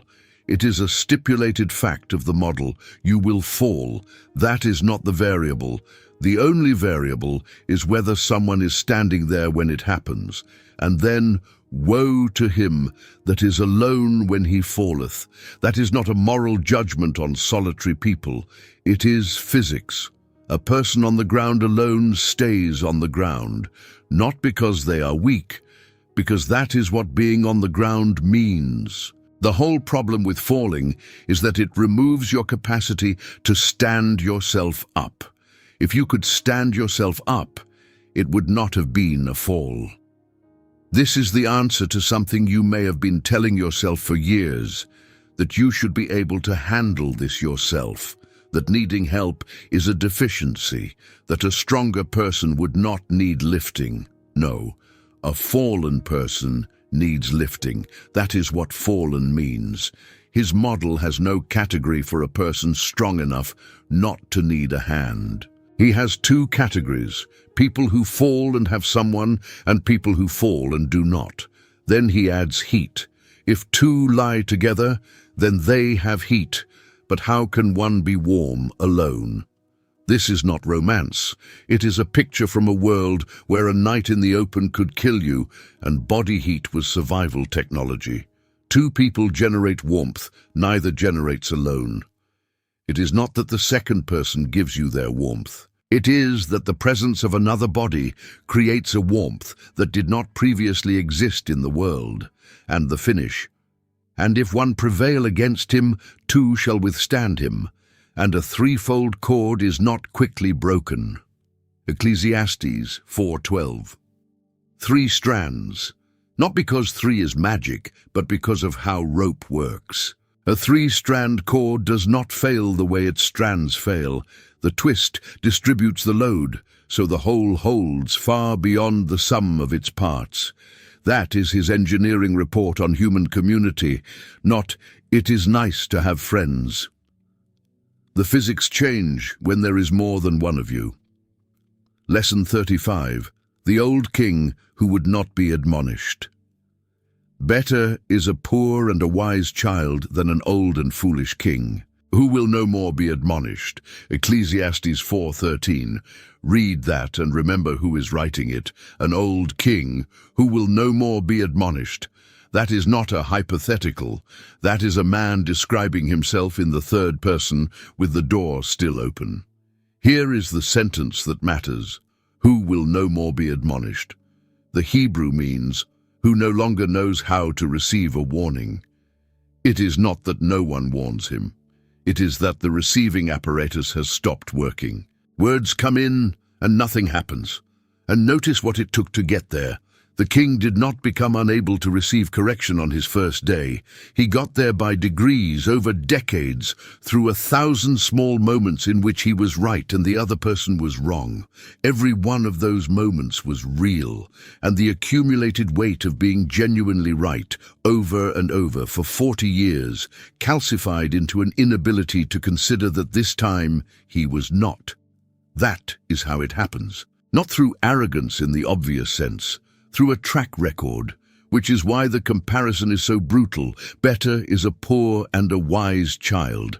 The child has nothing, no position, no track record, no wealth, but the child can still hear. The intake valve is open, and an open valve with no water is worth more than a full reservoir that has been sealed. Now apply this to yourself, because everyone assumes this verse is about someone else, and that assumption is the exact symptom it describes. Where in your life has the valve closed? There is somewhere. There is a domain. Your work, your marriage, your theology, your parenting, where you have been competent long enough that you have quietly stopped listening. You still let people talk. You are polite, but nothing they say changes anything. And if you are honest, nothing has changed in that domain in years because of something someone said to you. That is the old king. And you got there the same way he did, by being right a lot. The most valuable thing you can do this year is find the one area where you are unadmonishable and deliberately, painfully open it. Ask one person who is not afraid of you. Then sit still and let them talk without defending yourself even once. Lesson 36. Keep thy foot when thou goest to the house of God. Keep thy foot when thou goest to the house of God, and be more ready to hear than to give the sacrifice of fools. Ecclesiastes 5:1. He now turns to religion and handles it exactly as roughly as he handled everything else, which is one of the reasons this book is trustworthy. Keep thy foot. Watch your step. Be careful how you walk in here. That is a strange thing to say about the place of worship. You would expect, run to the house of God. Instead, be careful. There is something here that can go badly wrong, and then he names it. Be more ready to hear than to give the sacrifice of fools. 2 postures. In one you come to hear, in the other you come to give, and he says the giving one is the fool's posture. Understand how counterintuitive this is. The person offering the sacrifice looks like the devoted one. They brought something. They are participating at some cost. The person just listening looks passive. But he says the sacrifice bringer is the fool, and the reason is in the rest of the verse. For they consider not that they do evil. The fool does not know he is doing wrong. That is the definition of his foolishness. His conscience is clear. He brought his offering and feels good about it, and it never crosses his mind that the whole transaction is a way of avoiding God rather than approaching him. Because that is what it can be. A sacrifice can be a way of buying God off. You bring the thing, you perform the act, you discharge the obligation, and you leave without ever having had to hear anything that would require you to change. The offering becomes the ransom you pay to be left alone. Hearing is dangerous in a way, giving is not. If you come to give, you control the transaction. You decide what to bring and how much. If you come to hear, you have no control at all. You do not know what will be said. You might be told something you do not want to know. So, keep thy foot. Notice which posture you are in when you walk into the room. The most religiously active people in any community are frequently the ones who have most successfully arranged never to hear anything. Lesson 37. Let thy words be few. Be not rash with thy mouth, and let not thine heart be hasty to utter anything before God. For God is in heaven, and thou upon earth.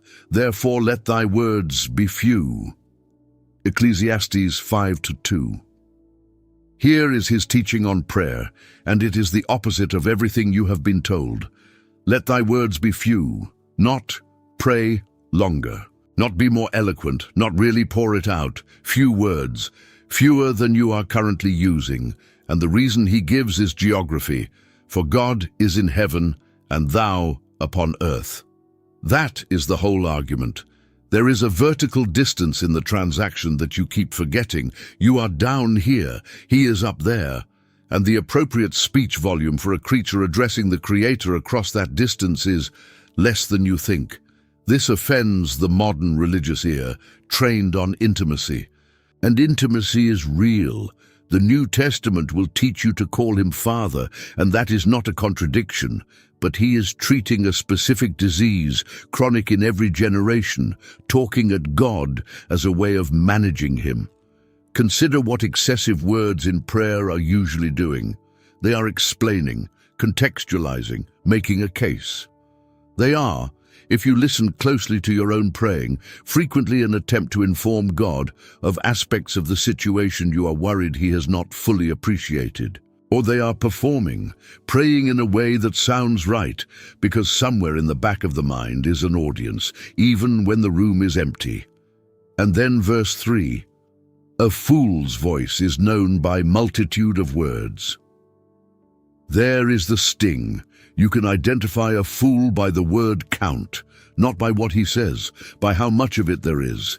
Because a person genuinely aware that God is in heaven and he is on earth does not fill the space with talking. He is too aware of where he is standing. The most honest prayer you have ever prayed was probably 3 words long. Help me. I can't. Please.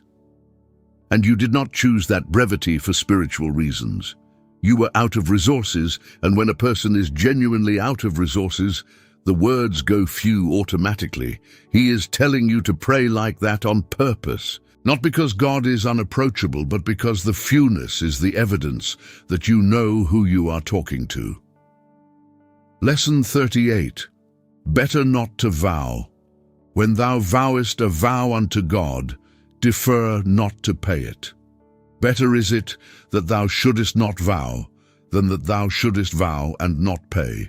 Ecclesiastes 5:4-5. Now he touches the promise you made in the emergency room. You have made vows. Everyone has. The ones made in crisis are the most common and the most quickly forgotten. God, if you get me through this, I will change. God, if she recovers, I will never take her for granted again. God, if this works out, I will give the way I know I should. He got you through it. Do you remember what you promised? The teaching has 2 parts. First, if you vowed, pay. Do not defer. Deferral is where vows die, not in explicit renunciation, but in a slow slide of postponement until the urgency fades and the promise quietly becomes a thing you used to have said. And second, the surprising part, better is it that thou shouldest not vow. He is not saying vows are bad. He is saying a vow you do not keep is worse than no vow at all. That you would have been better off saying nothing in the emergency room than saying something you allowed to evaporate. Why? Because of what a broken vow does to you. Every unpaid vow trains you beneath conscious awareness that your words to God do not have to correspond to reality. It teaches you that you can say things in His presence that are not true. And a person trained in that will find, eventually, that they cannot pray with any confidence at all. Not because God has withdrawn, but because they have become someone whose speech is unreliable, and they know it. And then verse 6, which is fierce, neither say thou before the angel that it was an error. Do not stand there afterward and tell the messenger it was a mistake. Do not explain that you were emotional, that you did not really mean it, that circumstances were extraordinary. He has heard that speech, and he is not accepting it in advance. Here is the redemptive edge. Somewhere in your history is an unpaid vow, and it is possible you have not thought about it in years. You could pay it this week. You could take the thing you promised in the worst hour of your life and simply, quietly, without announcement, do it. That is available to you today. Lesson 39. He that loveth silver shall not be satisfied. He that loveth silver shall not be satisfied with silver, nor he that loveth abundance with increase. This is also vanity. Ecclesiastes 5:10. This may be the most quoted verse in the book after Vanity of Vanities, and the logic in it is precise and almost nobody notices it. Read it carefully. It does not say, he that loveth silver shall not be satisfied. It says, shall not be satisfied with silver. The problem is not that silver is unsatisfying in general. The problem is a relationship between a specific appetite and a specific substance. If you love silver, silver cannot satisfy you, precisely because loving it is what makes it unable to satisfy. This is one of the deepest observations in the book. Loving a thing that cannot love you back changes your relationship to it in a way that makes satisfaction structurally impossible, because love wants union, love wants to be met, and silver cannot meet you. So the more you love it, the more you press yourself against something that does not press back, and the ache grows in exact proportion to the loving. And then, nor he that loveth abundance with increase, same structure, if what you love is abundance. Not a particular amount, but the quality of having more, then increase can never deliver, because increase gives you a number, and what you love is a feeling that no number produces. You can hit every target and never arrive at abundance, because abundance was never a quantity. It was a state of the heart, and you have been trying to reach it with arithmetic. There is enormous relief in this. You have been assuming your dissatisfaction with your finances is a quantity problem, that there is a number which, upon arrival, produces peace. So you run toward it, and every time you get close, the number moves, and you assume the problem is that you have not gotten there yet. He is telling you the number does not exist, not that it is high, that it is not there. You are running toward a coordinate that is not on the map, and you will run until you die and never arrive, because arrival is not the kind of thing that place has. And verse 12 supplies the counter-image. The sleep of a laboring man is sweet, whether he eat little or much, but the abundance of the rich will not suffer him to sleep. The working man sleeps, the rich man lies awake. That is the whole ledger, not a moral judgment, an observation about what happens to a nervous system that has something to protect. The more you have, the more surface area for the anxiety to attach to. Abundance does not buy sleep. Abundance costs sleep. And sleep, as anyone who has lost it knows, is worth more than nearly everything you would trade it for. Lesson 40. Naked. You came. As he came forth of his mother's womb, naked shall he return to go as he came, and shall take nothing of his labor, which he may carry away in his hand. Ecclesiastes 5:15. Here is the image that should be printed inside every executive's briefcase. You arrived with nothing. You will leave with nothing. And in between, everything you touch is on loan. The phrase carrying the freight is at the end, which he may carry away in his hand. Picture it, the hand. At the moment of departure, the hand is the relevant organ, because the hand is what you would use to carry something. And he says, check the hand. It is empty. It will be empty. There is no configuration of your life that results in something being in it. The Egyptians tried. They loaded the tombs, gold, furniture, boats, servants, operating on the theory that with sufficient preparation, the hand could be full on the way out. And the tombs sat for 3,000 years with everything in them, and archaeologists eventually opened them and found every item still there, unused, because the hand is empty, regardless of how much you put beside it. Here is the rebuilding, and it is about work. You do not own your work. You are stewarding it. Every project, every asset, every position, every building with your name on it, you are holding it temporarily, and it will be handed to someone else, and there is no version of this in which you take it with you. This should change the way you hold it, not the way you do it. He's not telling you to work carelessly. He is telling you to work with an open hand instead of a closed one. Because a closed hand is what people do with property, and an open hand is what people do with a gift they have been allowed to hold for a while. The difference between those two grips is the difference between a life of anxiety and a life of peace, and it has nothing to do with how much is in the hand, and there is a mercy hiding here. If you take nothing with you, then you also take nothing with you. The failures, the debts, the record, the things you got wrong and could not fix. Those do not go in the hand either. You came naked, and you will leave naked. And the naked leaving is not just a loss of your treasure. It is a release from your ledger. Lesson 41. All his days he eateth in darkness. All his days also he eateth in darkness, and he hath much sorrow and wrath with his sickness. Ecclesiastes 5:17. Here is one of the most vivid images in the book, and it deserves to be seen and not just read. Picture a man eating in the dark, not because there is no light, not because he is poor. This passage is about a rich man.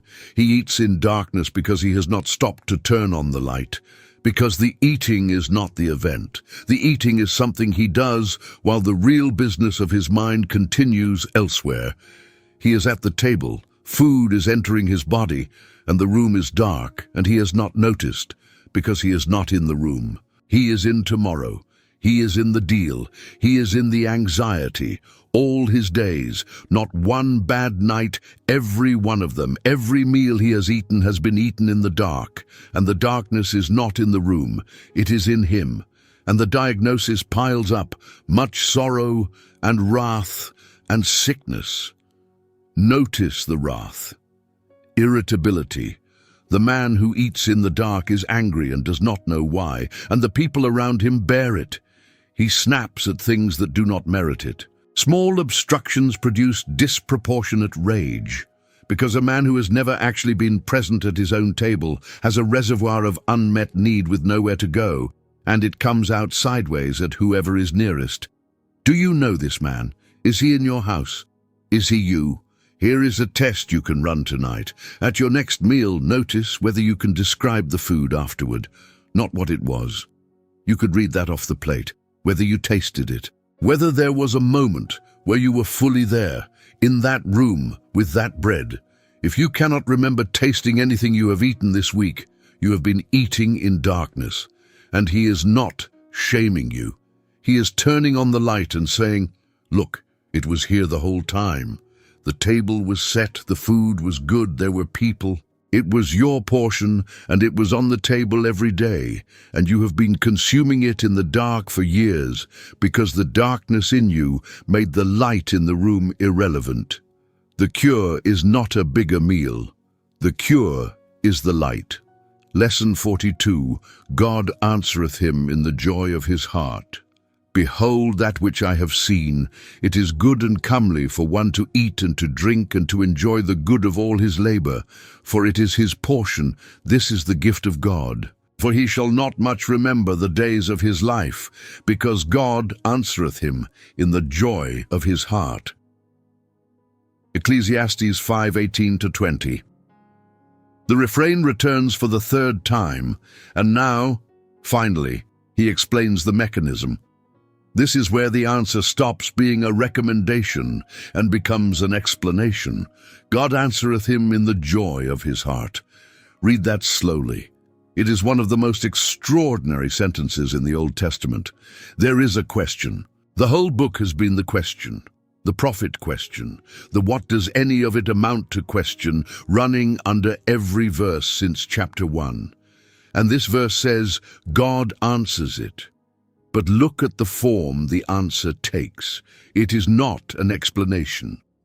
God does not answer the question of meaning with information. He does not sit you down and walk you through the architecture of providence until you understand. He never does that. Not for Job, not for the preacher, not for you. He answers in the joy of the heart.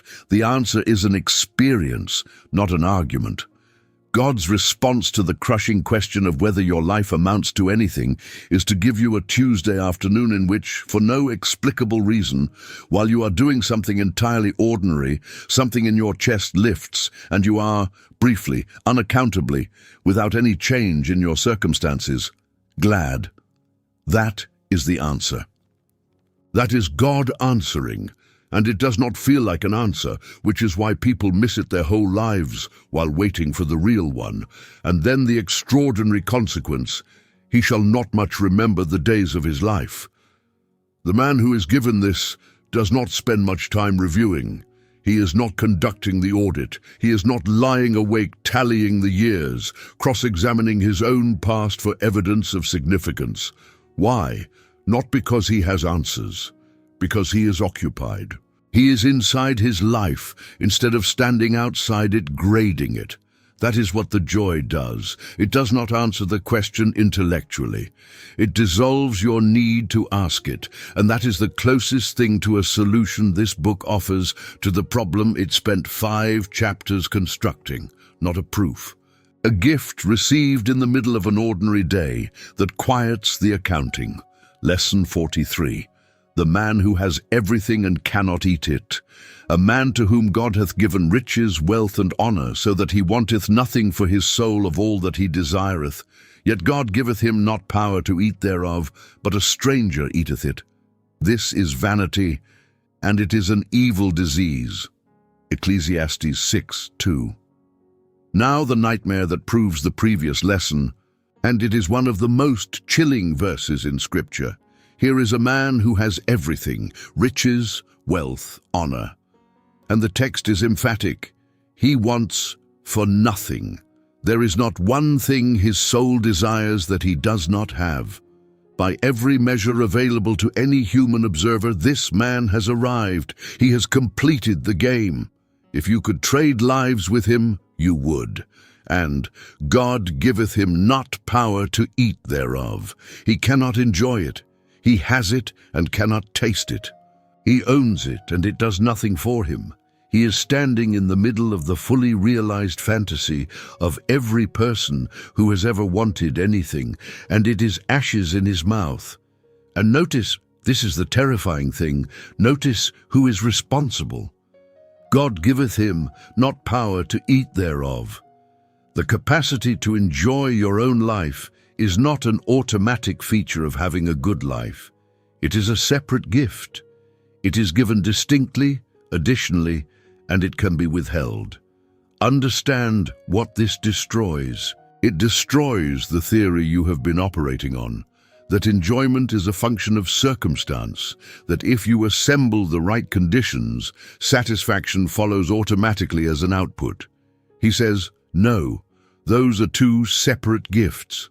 God gives wealth, and God gives the power to enjoy wealth, and they do not come in the same package, and there are men walking around today with the first and not the second, and they are, in his blunt phrase, suffering from an evil disease. And then the stranger, a stranger eateth it, someone who did not build it, who has no history with it, who does not know what it cost, sits down and enjoys the thing the owner cannot taste. That is the final humiliation of the picture. So what do you do with this?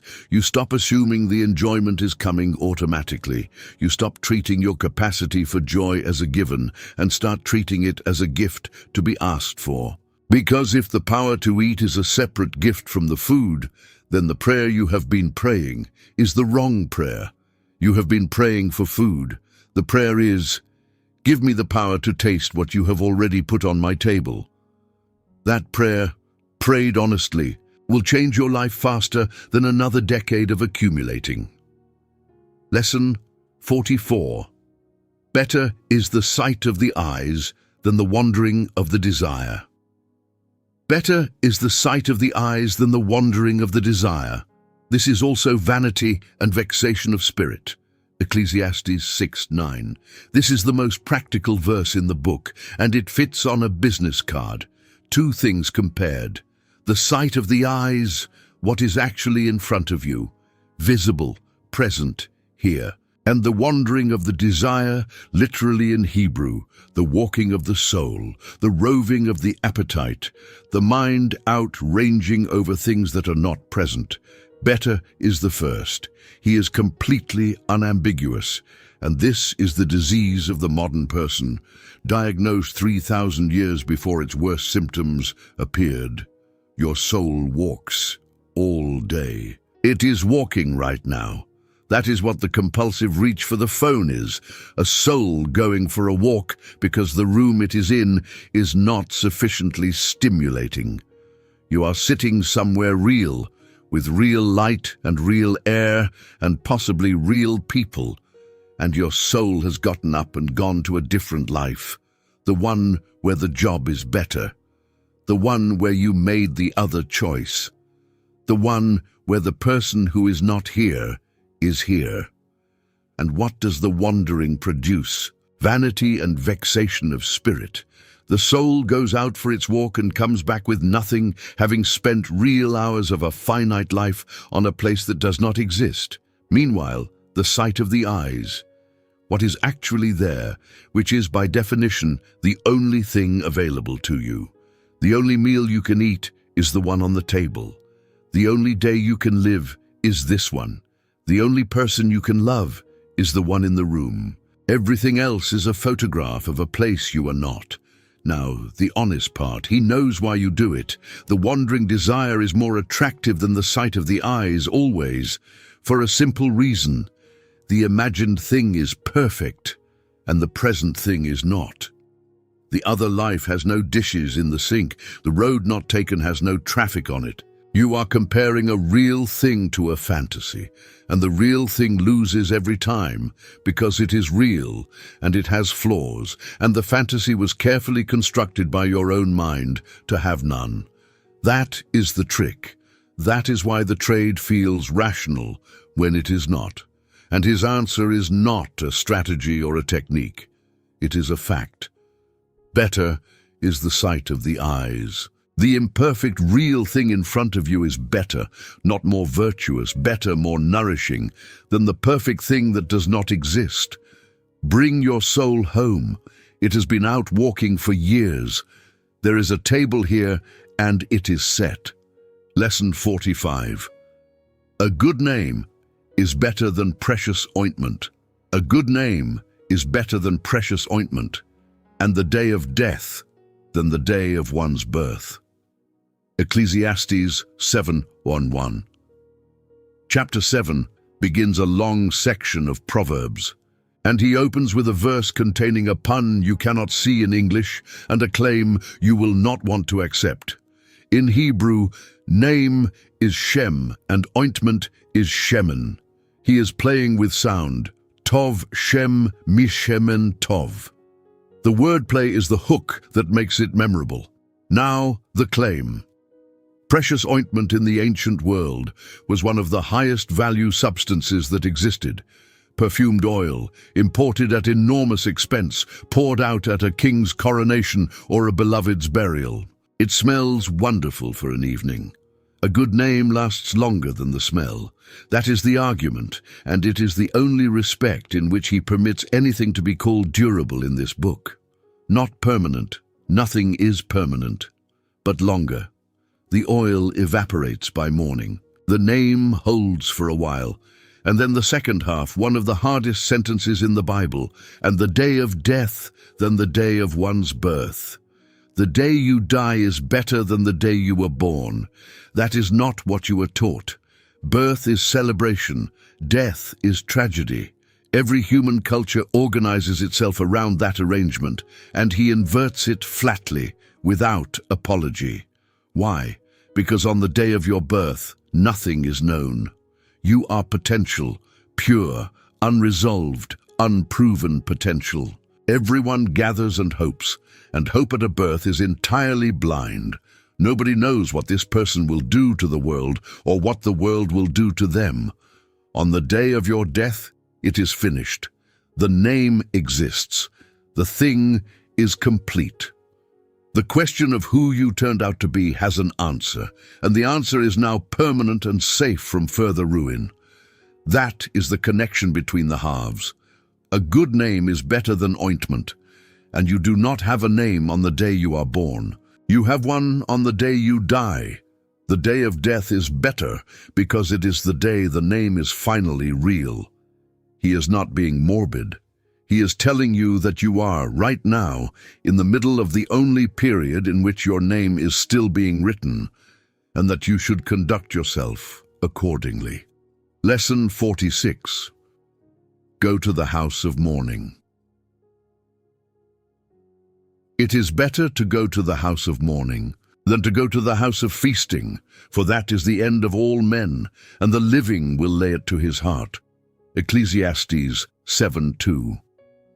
Two houses, two invitations, both arrive in your life, and he tells you which to accept. The house of feasting is the party. Celebration, laughter, food, music, distraction. It is warm, it is easy. Everyone there is happy to see you, and nothing is required of you but to enjoy it. The house of mourning is the funeral, the wake, the graveside. It is awkward and heavy. You do not know what to say. And everyone in that room is thinking, whether they admit it or not, about their own version of the same thing. He says, go to the second one, not because grief is virtuous or joy is suspect. This is the same man who has told you 4 times to eat your bread and enjoy your work. He is not against feasting.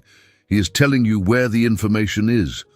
For that is the end of all men, and the living will lay it to his heart. The house of mourning is the only place where the truth about your situation is on public display. Everywhere else in your society, the central fact of human existence is systematically hidden. It is edited out of the advertising, absent from the conversation. The entire consumer world is a vast, well-funded machine for keeping you from thinking about this verse. And then someone dies, and for about 72 hours, the machine breaks down.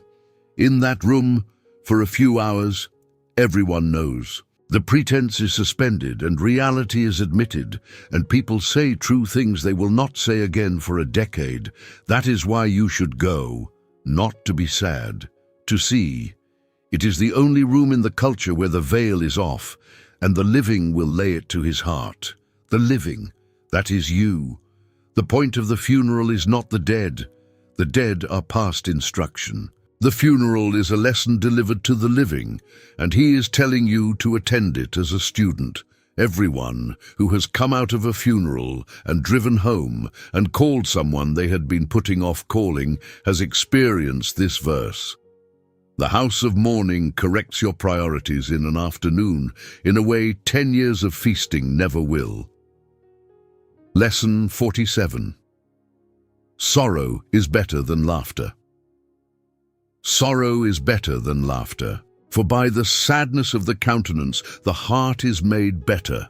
Ecclesiastes 7:3. He doubles down, and the doubling is more radical than the original. Sorrow is better than laughter. Not, sorrow is acceptable. Not, sorrow has its place. Better, and the reason, by the sadness of the countenance the heart is made better. The Hebrew yatav, the same root as the good in good name. Something is improved. The claim is not that sadness is pleasant. Obviously it is not. The claim is that sadness does something to the heart that laughter cannot, and that the something is an improvement. What does it do? It takes you down. Laughter is a surface phenomenon. Genuinely good, genuinely a gift, and it happens on the top layer of a person. It is possible to laugh for years without anything reaching the bottom of you. Sorrow does not have that option. It cannot stay on the surface. It descends down through the layers into the place where you actually live. And there is a second thing. Sorrow strips your pretense in a way nothing else does. When you are laughing, you are still, to some degree, performing. Even genuine laughter has an audience awareness in it.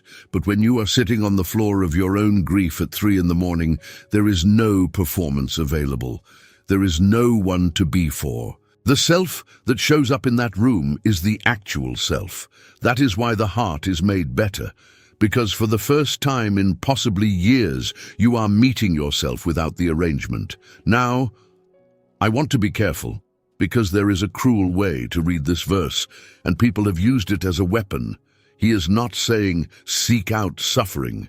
He is not saying joy is superficial and pain is holy. He's not blessing depression or telling a person in the dark that they should stay there because it is good for them. He's saying that the sorrow which arrives, unasked, unwanted, resisted, is not wasted. That it is doing something no other tool in your life can do. That when it lifts, and it will, you will not be the person you were before it, and the difference will be an improvement you could not have bought any other way. That is not a reason to want it. It is a reason to survive it. Lesson 48.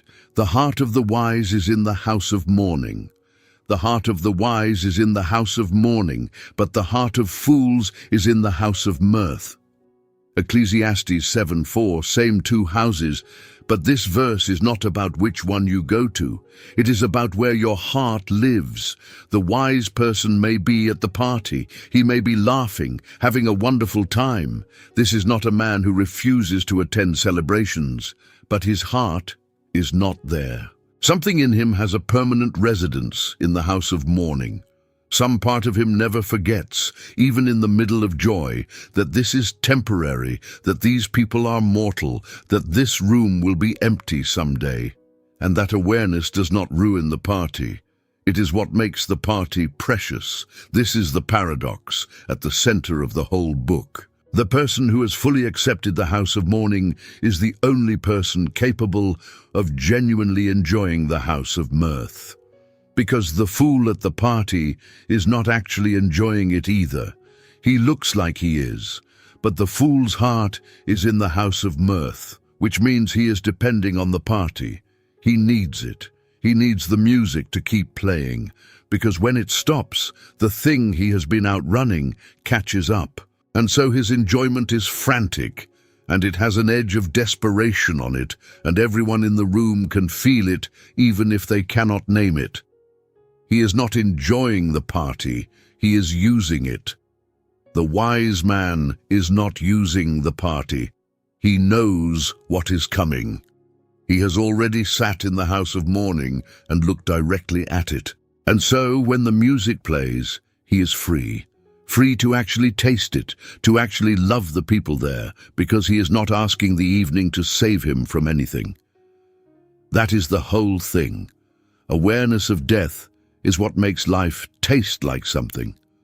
Remove it and you do not get more joy.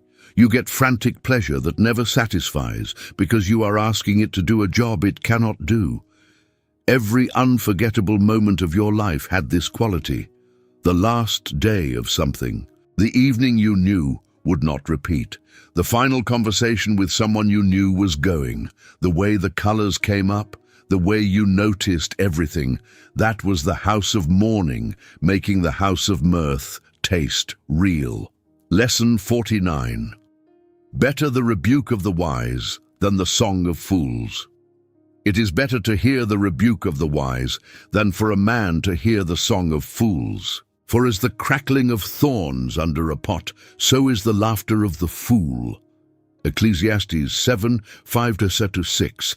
The image in verse 6 is one of the best in Scripture, and it requires you to have made a fire. Thorns under a pot. If you have ever started a fire with dry brush, you know exactly what he means. Throw a handful of thorns on the coals, and there is an immediate spectacular response. A burst of flame, loud crackling, a rush of light and heat and noise. It is genuinely impressive for about 11 seconds, and then it is gone.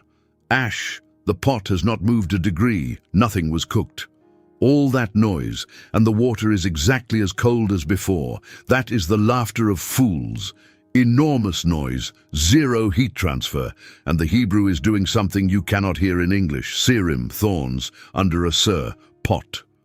The words are nearly identical. The line crackles when you say it aloud. He built the sound of the fire into the sentence. Now the contrast. Better to hear the rebuke of the wise. A rebuke, the thing you least want to hear, from someone who has earned the right to say it. It produces no crackle. There is no burst of light. It is quiet and uncomfortable, and there is nothing entertaining about it whatsoever. And it cooks the food. That is the comparison. Two inputs. One is delightful and does nothing. The other is unpleasant and actually transfers heat into the thing that needed to change. Now notice something about your own life. You are, right now, in an environment engineered to deliver an unlimited supply of thorn crackle.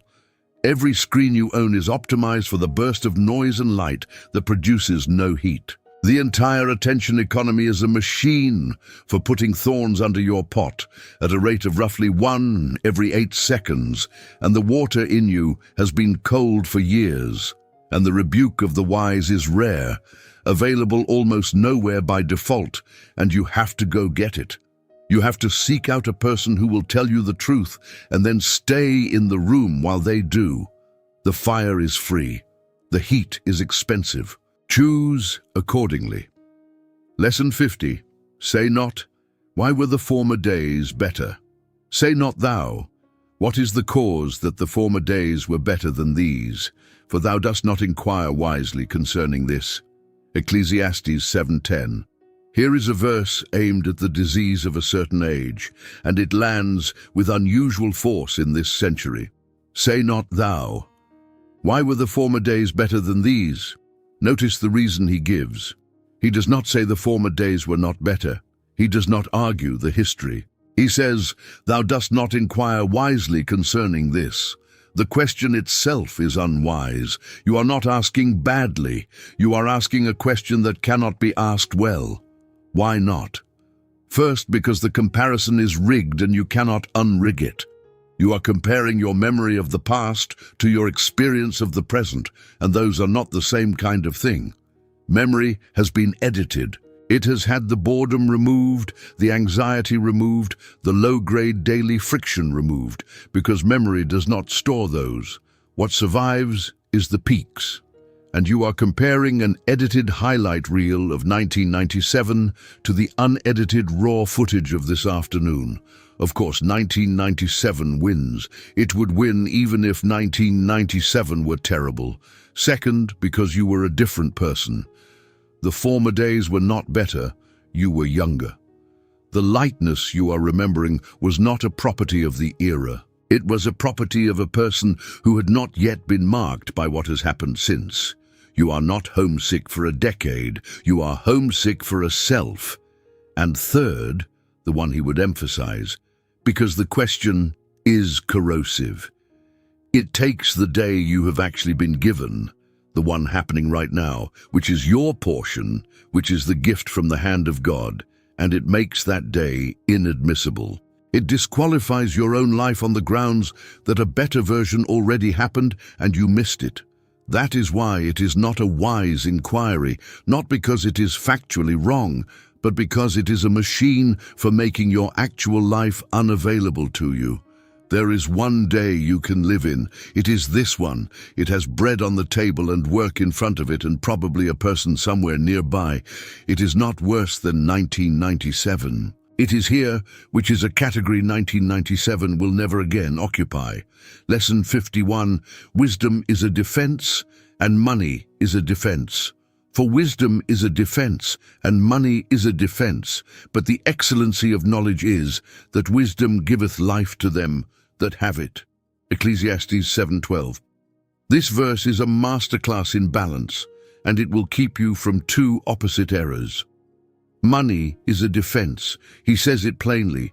He is not a romantic about poverty. He does not pretend money is unimportant or that having it makes no difference.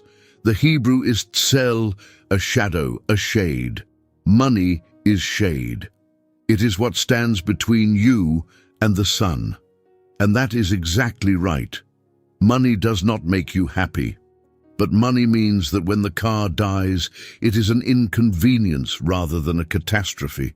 Money means that when the diagnosis comes, you can get the treatment. Money means the roof gets fixed before the ceiling collapses. Money is shade. It does not change the weather. It stands between you and some of it. Anyone who has lived without shade knows precisely how valuable shade is, and the religious tradition that pretends otherwise, that treats money as inherently corrupting and poverty as automatically holy, is speaking to people who have never stood in the full sun. Wisdom is a defense. Same word. Wisdom is shade too. It also stands between you and consequences.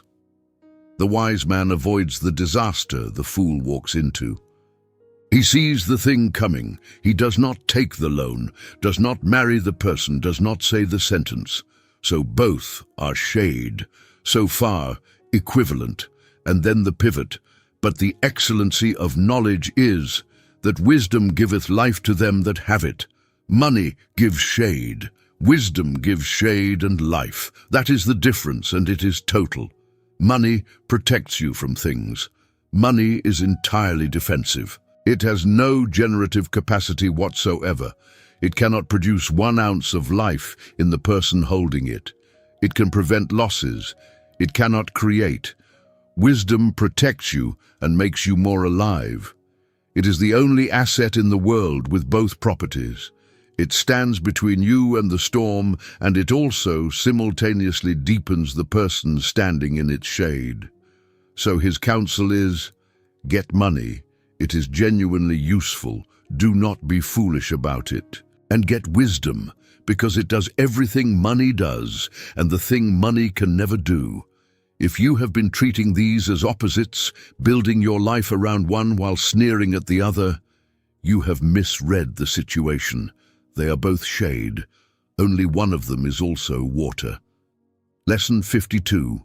In the day of prosperity, be joyful. In the day of adversity, consider. In the day of prosperity, be joyful, but in the day of adversity, consider. God also hath set the one over against the other, to the end that man should find nothing after him. Ecclesiastes 7:14. Here is the most useful instruction in the book for the actual management of a human life, and it comes in 2 parts because life comes in 2 kinds of days. In the day of prosperity, be joyful. That is a command, not a suggestion. When the good day comes, and they come, your assignment is to be glad in it, not to analyze it, not to brace for its ending, not to immediately begin worrying about its sustainability. Be joyful. Take it. It is a gift, and gifts are received, not audited. This is genuinely difficult for a certain kind of person, and you may be one of them. Some people cannot receive a good day. The moment things go well, they begin scanning for the catch. They cannot enjoy the promotion because they are calculating the new expectations. They cannot enjoy the health because they are thinking about the next scan. They have made themselves incapable of the day of prosperity because they insist on spending it inside the day of adversity that has not arrived. He says, "No, today is good. Be joyful today. But in the day of adversity, consider different assignment. The bad day has arrived and the instruction changes, not be joyful anyway." He does not say that. He does not tell you to praise your way through it or find the silver lining or declare that it is actually good. He says, consider, look at it, think, weigh it. The Hebrew ra'ah means to see, really see. There is an assignment in the dark day, and it is to look at what is actually there. And then the reason for the whole arrangement. God also hath set the one over against the other, to the end that man should find nothing after him. God set them alternating, deliberately, good day, bad day, good day, bad day. And he arranged it that way so that you cannot find out what is coming. That is the purpose. The alternation exists to make prediction impossible. Because if prosperity always followed prosperity, you would extrapolate, and you would trust the pattern instead of the person. And if adversity always followed adversity, you would despair and stop looking up. So he shuffles them, and the shuffling means you cannot ever know from where you are standing what tomorrow contains. Which means the only available posture is dependence. Not because dependence is a virtue you should cultivate, but because dependence is the only accurate response to a situation you genuinely cannot predict. Lesson 53. Be not righteous over much. Be not righteous over much, neither make thyself over wise. Why shouldest thou destroy thyself? Ecclesiastes 7:16. This verse has confused readers for 3,000 years, and it deserves a careful hearing, because misread it is dangerous, and rightly read it may save someone's life. He is not telling you to sin a little. That reading is absurd, and the next verse rules it out. He immediately says, "Be not overmuch wicked, neither be thou foolish. Why shouldest thou die before thy time?" He is warning against something on both sides. So what is over-righteousness? It is the attempt to be so righteous that you obligate God. It is the project. And it is a project, and it is exhausting, and it is everywhere in religious communities, of achieving a level of moral performance that puts God in your debt. That makes the outcome owed. That functions as a contract. I will do everything right, and therefore the bad thing will not happen. And why does it destroy you? 2 reasons. First, because you will fail, and when you fail, the whole edifice comes down at once. A person operating on a performance contract has no category for their own failure. Their relationship to God is built entirely on their record. So a genuine moral failure is not a wound. It is a demolition. They have no place to stand. This is why the most rigorous people frequently collapse the hardest.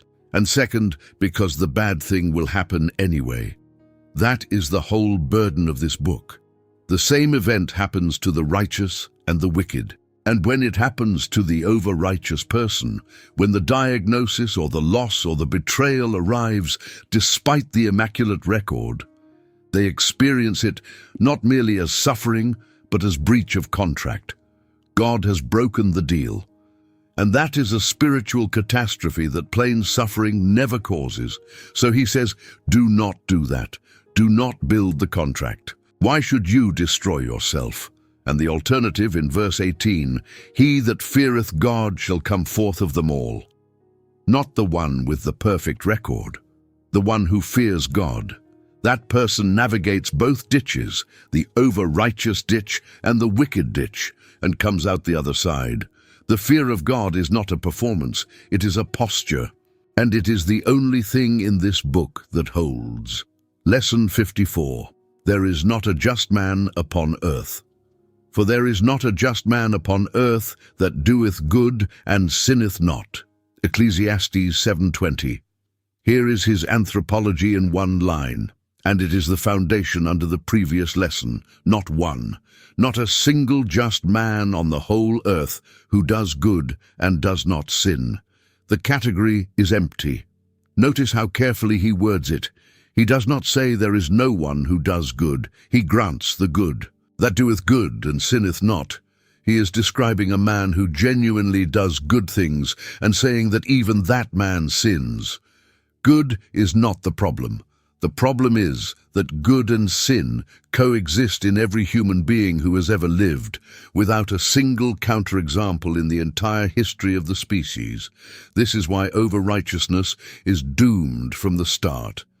It is not that the project is difficult. It is that the project has a 0% success rate across all attempts by all people in all of history. And then the application he draws from it, which is unexpected and which will do more for your relationships than almost anything else in this book. Also take no heed unto all words that are spoken, lest thou hear thy servant curse thee. For oftentimes also thine own heart knoweth that thou thyself hast likewise cursed others. Ecclesiastes 7:21-22. Do not listen to everything people say about you. Why? Not because it is untrue, because you have said the same things about others. That is the reason he gives. Your own heart knows. You have stood in a kitchen and said something unkind about someone you actually love. You have complained about a person and then, an hour later, genuinely wanted the best for them. You know the thing you said in that moment was not a verdict. It was an exhale. So when you overhear the thing said about you, extend the same accounting. It was probably an exhale. It was probably said by someone who, an hour later, genuinely wanted the best for you. If you treat it as a verdict, you are applying a standard to them that you have never once met yourself. This is one of the most freeing verses in Scripture, and almost nobody knows it is there. You are permitted to not listen. You are permitted to let the overheard remark go unprocessed, not because you are above it, because you are exactly like them. Lesson 55. God made man upright, and he sought out many inventions. Lo, this only have I found, that God hath made man upright, but they have sought out many inventions. Ecclesiastes 7:29. The last verse of chapter 7. And his summary of everything he learned about human nature. Note that he flags it. This only have I found. Out of all the searching, this is what he came back with. 2 facts in tension that explain everything. Fact 1, God hath made man upright. The Hebrew yashar, straight, level, plumb, like a wall built true. Man was made straight. That is the original condition, and he is unequivocal about it. Whatever is wrong with you is not how you were made. The manufacture was sound. There was nothing defective in the design. Fact 2, but they have sought out many inventions. The word is chishevonot, schemes, devices, contrivances. It comes from the root for thinking, reckoning, planning. Man was made straight and has spent his entire history inventing his way crooked. Look at that word, inventions, not accidents, not weaknesses. Inventions. Every crooked thing in the human world is a piece of engineering. Someone thought about it. Someone worked it out. Nobody has ever fallen accidentally into a complex sin. The complex ones require design work, planning, iteration, maintenance. That is his final word on humanity. We are straight-built creatures who are extraordinarily good at inventing curves, and here is why this is strangely one of the more hopeful verses in the book, because it locates the problem in the inventions, not in the manufacture. You are not broken at the foundation. You are a true wall with a great deal of ingenious scaffolding bolted onto you at odd angles, most of which you built yourself over years for reasons that felt necessary at the time. The defenses, the performances, the stories you tell about yourself, the ways you have engineered your life so you never have to be in a certain room or feel a certain thing. Every one of those is an invention. And you are quite proud of some of them because they are honestly rather clever, but underneath all of it, the wall is still plumb. The uprightness is still there, buried, scaffolded over, hard to find, but original and structural and yours. The work of a spiritual life is not construction, it is demolition of the inventions until the straight thing underneath is visible again. Lesson 56. A man's wisdom maketh his face to shine. Who is as the wise man? And who knoweth the interpretation of a thing? A man's wisdom maketh his face to shine, and the boldness of his face shall be changed. Ecclesiastes 8. Here is a verse about what wisdom does to your body, and it is not a metaphor. A man's wisdom maketh his face to shine.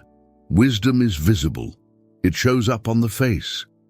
It is not merely an internal state. It changes the physical appearance of the person who has it. And you know this is true because you have seen it. You have met someone, perhaps once or twice in your life, whose face had something in it you could not name and could not stop looking at. Not beauty, not youth, something else, a kind of light, an absence of strain. And you have met the opposite, people whose faces carry the accumulated tension of a life spent defending something. You can see it, the jaw, the eyes, the face of a person who is always at some level braced, and the boldness of his face shall be changed. The Hebrew oz, strength, but here hardness, severity, the fierce set face. Wisdom changes that, it softens it. Now think about what that implies. It implies that hardness of face is a symptom of unwisdom, that the severe expression, the set jaw, the flat gaze, the face that gives nothing away, is not strength. It is the face of a man holding something together that would come apart if he relaxed. And wisdom relaxes it. Not because wisdom makes life easier, because wisdom removes the need to defend.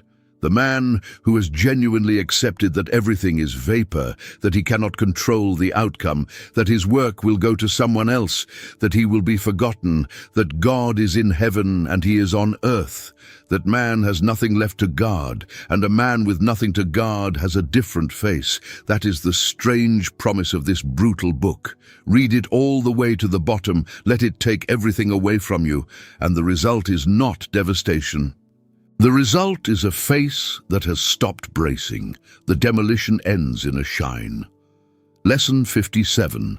No man has power over the wind. There is no man that hath power over the spirit to retain the spirit, neither hath he power in the day of death, and there is no discharge in that war. Ecclesiastes 8:8-3 claims in one verse, and every one is a wall you have been running into your whole life. No man hath power over the spirit to retain the spirit. The word is ruach, spirit, breath, wind. It works on all three levels at once, and he intends all three. No man can hold the wind. No man can retain his own breath. No man can keep his own spirit from leaving when it goes. Try it. Hold your breath and refuse to let it go.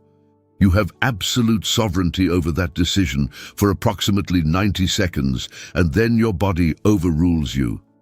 You cannot even keep your own breath, and you are calling yourself the master of your life.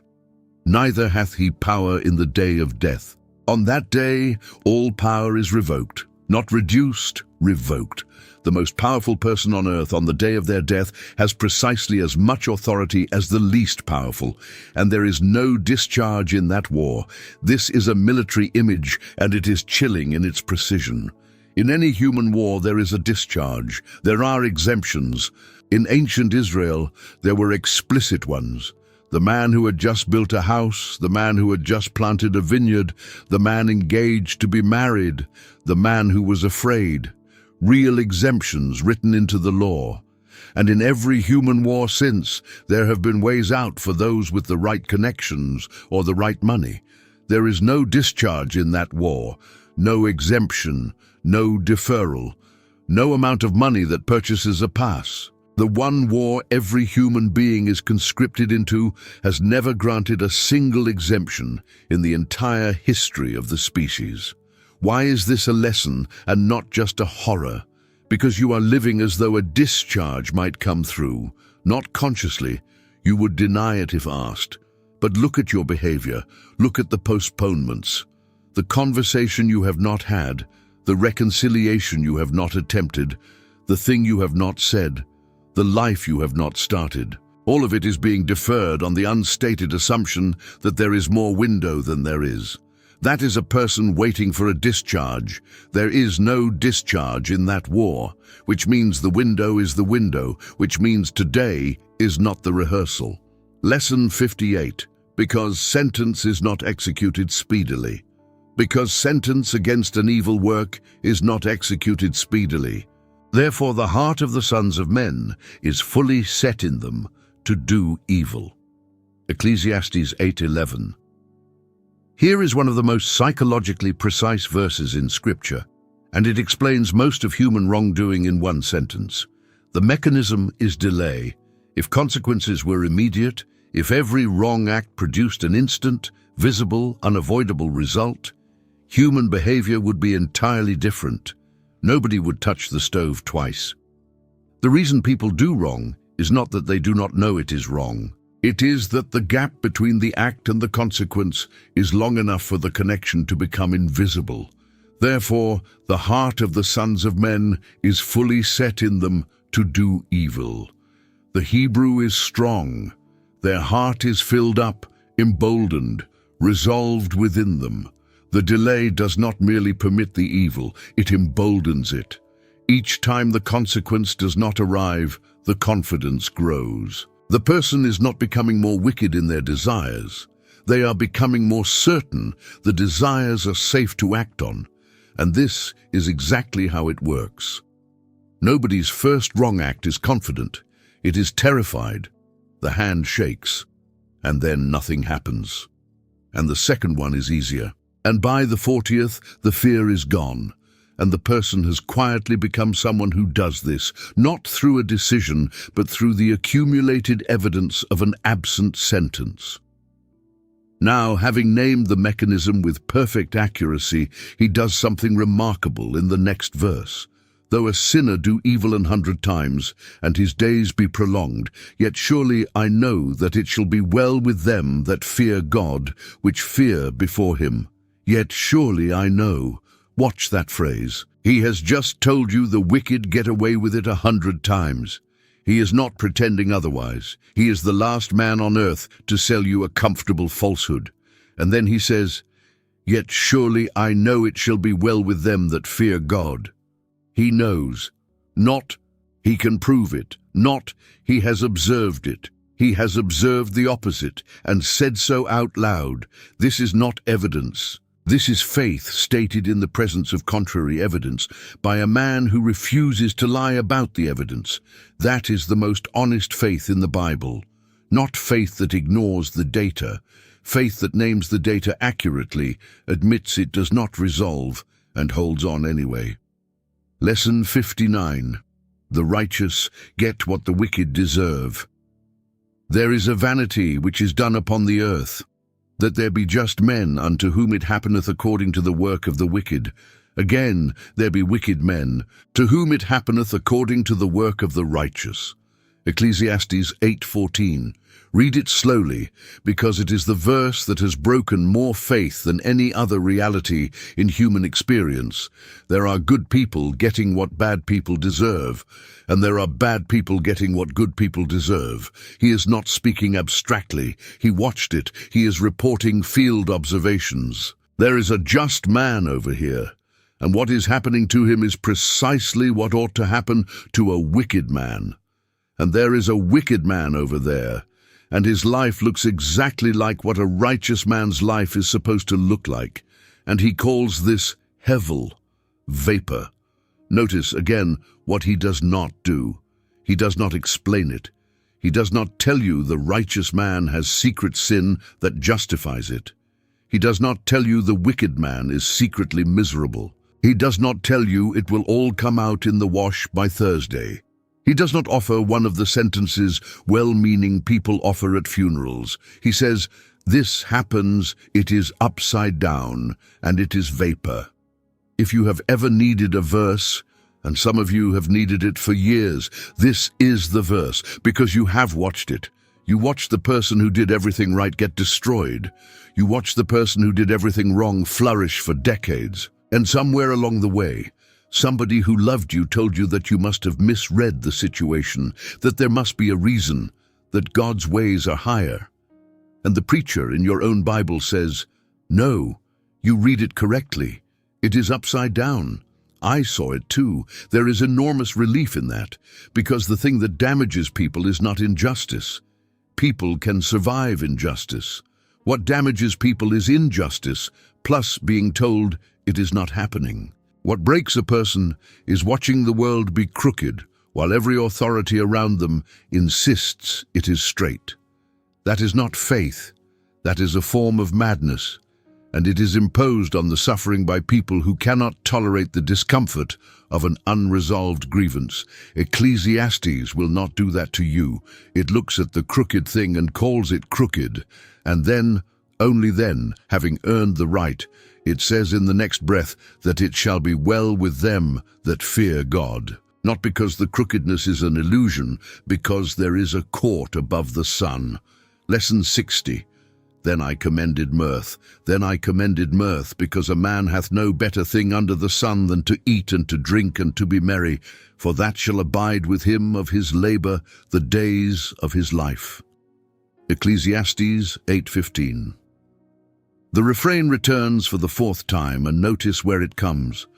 It comes immediately after the verse about the righteous getting what the wicked deserve. Directly on the heels of the worst thing in the book, he has just told you the moral universe is visibly upside down.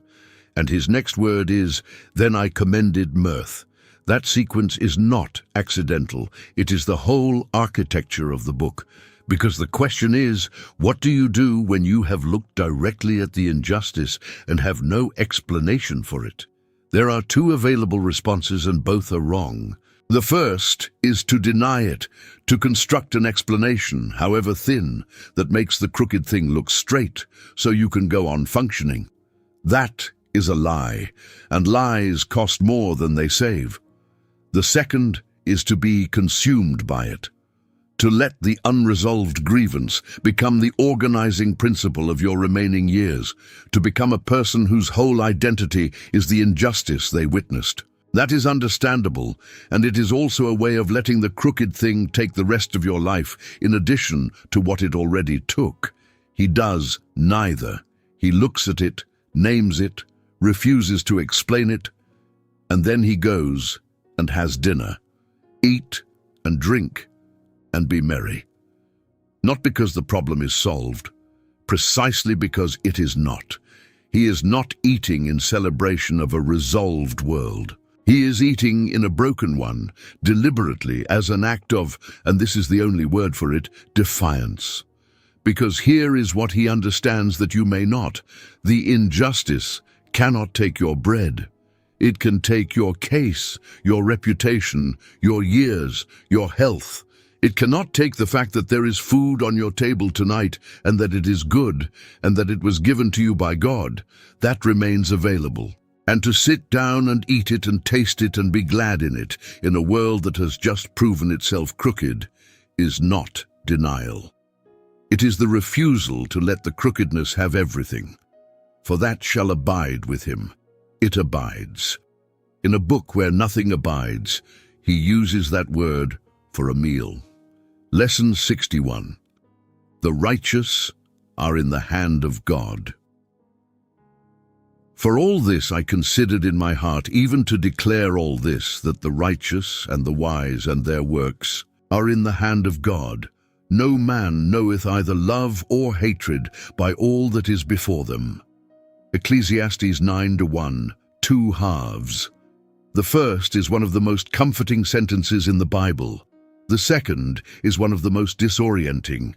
And they are in the same verse for a reason. The righteous and the wise and their works are in the hand of God. Not they are protected. Not they are exempt. They are in the hand of God, which is a location, not a guarantee of outcome. And it includes their works. The thing you have been building, the thing you are afraid will be handed to a fool, the thing you cannot control. It is in the hand. That is the answer to the anxiety of chapter 2. You cannot control who inherits your work. You are correct about that. But your work is not floating free in an indifferent universe waiting to be assigned at random. It is in a hand, specifically. Now, and then, no man knoweth either love or hatred by all that is before them. You cannot tell from your circumstances whether God loves you. That is what it says. And it needs saying, because you have been trying to read the tea leaves your entire life. When things go well, some part of you concludes God is pleased. When things go badly, some part of you concludes something is wrong between you and Him. You are reading your circumstances as a message. Everyone does this. It is nearly involuntary. And He says the message is unreadable. No man knoweth. The good things that happen to you are not evidence of love, and the bad things are not evidence of hatred, because, as he has just spent an entire chapter proving, the same things happen to everyone regardless of category. There is no signal in the circumstances. You have been trying to read a page that has no writing on it, and every conclusion you have drawn from it has been noise. So where do you read the love? Not in the circumstances, somewhere else entirely. And this book will not tell you where. It points, but it does not arrive. He lived before the answer walked into a village in Galilee. But he has done something crucial. He has taken away the wrong instrument. He has told you the barometer you have been reading is broken, and that the storm outside your window is not a verdict on your soul. Lesson 62. One event to all. All things come alike to all.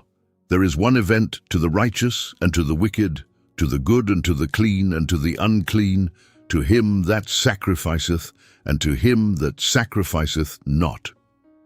Ecclesiastes 9:2. He now states it as flatly as it can be stated and lists every category he can think of, and collapses them all.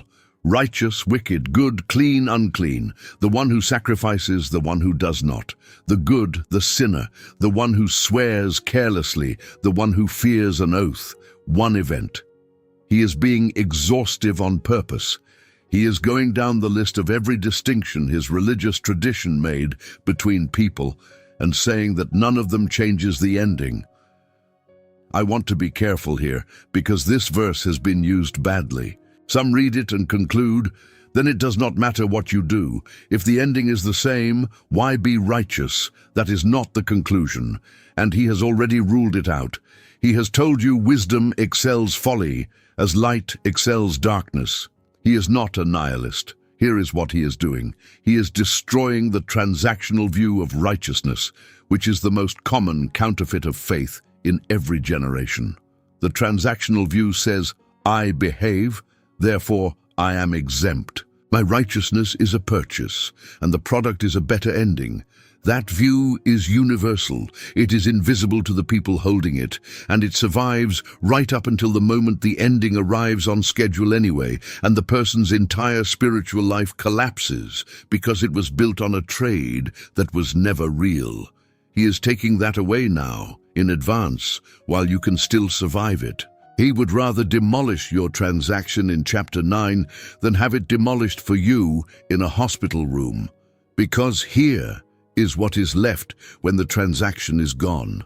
Righteousness for its own sake. Goodness, because goodness is better, not because it buys an exemption. Wisdom, because light is better than darkness, not because it purchases a longer walk. Faith that is not an investment strategy. That is the only kind of faith that survives contact with reality. And this brutal verse is the tool he uses to give it to you. Lesson 63, a living dog is better than a dead lion. For to him that is joined to all the living there is hope. For a living dog is better than a dead lion. Ecclesiastes 9:4. This is the funniest verse in the book, and it is also completely serious. Understand the ancient categories. The lion was the king of beasts, the emblem of royalty, the symbol of Judah itself, the most magnificent creature in the imaginative world of the Hebrew Bible. And the dog was not a pet. In the ancient Near East, the dog was a scavenger, a nuisance, a thing that ate garbage on the edge of town. To call someone a dog was a serious insult. So, the lowest possible creature, alive, is better than the highest possible creature, dead. That is the actual hierarchy, not lion above dog. Living above dead, and the gap between living and dead is so vast that it swamps every other distinction entirely. Now here is why this matters more than it seems. You are comparing yourself to lions. All day. You are looking at people whose lives are more magnificent than yours. Better resume, better story, more impressive by every measure you can construct, and ranking yourself against them and coming up short. Dog and lion. And he says, is the lion alive? Because if the lion is dead, you win, not narrowly, overwhelmingly. The dead lion has nothing, no hope, no options, no next hour. It cannot do a single thing. It is over. And you, scavenging on the edge of town, unimpressive, ranked at the bottom of every list, have the one thing that beats everything. For to him that is joined to all the living there is hope. Hope, that is what living gets you. Not certainty, not advantage. Hope, which means the situation is not concluded, which means change is possible, which means tomorrow is genuinely unwritten. And the dead lion, for all its magnificence, has a fixed and final and permanently unimprovable position. If you are alive tonight, if there is breath moving in and out of you, you are ahead of every magnificent person who is finished. Your situation is unresolved. That is not a small thing. That is, according to this book, the largest available advantage in the universe, and it is currently yours. Lesson 64. Go thy way, eat thy bread with joy. Go thy way, eat thy bread with joy, and drink thy wine with a merry heart, for God now accepteth thy works. Ecclesiastes 9:7, the fifth and final statement of the refrain, and it is the fullest, and it contains a clause that appears in none of the others. For God now accepteth thy works. Stop there. That has not been said before. In chapter 2 it was from the hand of God. In chapter 3, the gift of God. In chapter 5, God answereth him in the joy of his heart. All good, all grace. But this one says something new. God now accepteth thy works. Accepted. Already. Now, not later, not pending, not upon completion of an improvement plan. The Hebrew ratzah is the word used for God accepting a sacrifice, for the offering being received with favor. It is temple language. It means the thing was brought and God took it and was pleased, and it is being said about your ordinary work. Read the verse in order, because the order is the argument. Go your way, eat your bread with joy, drink your wine with a merry heart. Why? Because your works have already been accepted. The joy is not the thing you do to earn the acceptance. The acceptance is the thing that authorizes the joy. Understand what a reversal that is. Your instinct is that the eating and drinking are permitted once you have earned them. You will rest when the work is validated. You will enjoy the meal when the thing is finished, and the finished thing is good enough. That is how you have been living, and it means the eating never quite arrives with joy, because the works are never quite accepted, because there is always more. He says, the acceptance already happened. Go eat, and then verse 8, let thy garments be always white, and let thy head lack no ointment. White clothes were festival clothes. You did not wear them for work. Oil on the head was the mark of a celebration. He is saying, dress for the party, every day, not on the day the achievement lands. Today. And verse 9, live joyfully with the wife whom thou lovest all the days of the life of thy vanity, for that is thy portion in this life. There is Chelek again. Your portion. And do you see what he has just named as your portion? Not the work, The person, the one who is in the house with you, that is the allotment, not the career which will go to a stranger, the person across the table on this specific vapor day, in this fleeting life. That is the answer to the whole book, and it is sitting in your kitchen. Lesson 65. Whatsoever thy hand findeth to do, whatsoever thy hand findeth to do, do it with thy might. For there is no work, nor device, nor knowledge, nor wisdom, in the grave whither thou goest. Ecclesiastes 9:10. This is the verse that rebuilds work, and it is the most energizing sentence in the book.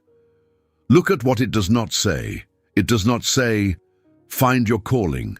It does not say, discover your purpose. It does not say, identify the work that is uniquely significant and worthy of your gifts, and pour yourself into that. Whatsoever thy hand findeth to do, whatever is there, not the meaningful work, the available work, the thing in front of you right now, which may be entirely unglamorous, which may be nothing you would have chosen, which may not appear anywhere in the story you had planned to tell about your life. Do that with your might. And this destroys the modern paralysis, which is one of the most expensive spiritual illnesses of this era. Millions of people are doing nothing with enormous energy because they are waiting for the work that is worthy of them. They will not put their might into the available thing because the available thing is not the significant thing. And they are saving their might for the significant thing, which has been coming for 11 years now. And meanwhile they are not living. They are idling at high RPM in neutral, and it is exhausting, and it produces nothing, and the fool folds his hands and eats his own flesh. He says, the significance is not in the task. It never was. The significance is in the might. Whatever your hand finds, pour yourself into it. That is the entire vocational theology of Ecclesiastes. And the reason he gives is the engine, for there is no work, nor device, nor knowledge, nor wisdom in the grave whither thou goest. There is no work in the grave, which means the ability to work is not a burden you are enduring. It is a window. It is a temporary capacity you currently possess and will not always possess. The hand that finds things to do is going to stop finding things. And on that day, every task you resented will become an ability you no longer have. Ask anyone who has lost the use of their hands what they would give to do the tedious thing they used to complain about. The work is not the sentence. The work is the window. And it is open right now, and you are standing in front of it wondering whether it is worthy of you. Lesson 66. The race is not to the swift. I returned and saw under the sun that the race is not to the swift, nor the battle to the strong, neither yet bread to the wise, nor yet riches to men of understanding, nor yet favor to men of skill, but time and chance happeneth to them all. Ecclesiastes 9:11. This is the most famous verse in the book after the season's poem, and it is one of the most liberating sentences ever written, though almost everyone reads it as a discouragement. 5 categories, 5 things that ought to work and do not reliably work. The race is not to the swift. The fastest runner does not always win. He pulls a hamstring at kilometer 6. The battle is not to the strong. The stronger army does not always win. It rains. Bread is not to the wise. Intelligence does not reliably produce a living. Some of the smartest people you know are broke. Riches are not to men of understanding. Understanding the system does not mean you profit from it. Favor is not to men of skill. The most skilled person in the room is frequently not the one who gets the opportunity. Everyone who has ever worked anywhere knows this, but time and chance happeneth to them all. The Hebrew for chance is pega, an occurrence, an incident, a thing that strikes. And time is et, the same word from the season's poem. So the appointed time and the incident happen to everyone. There is a variable in every human outcome that is not you.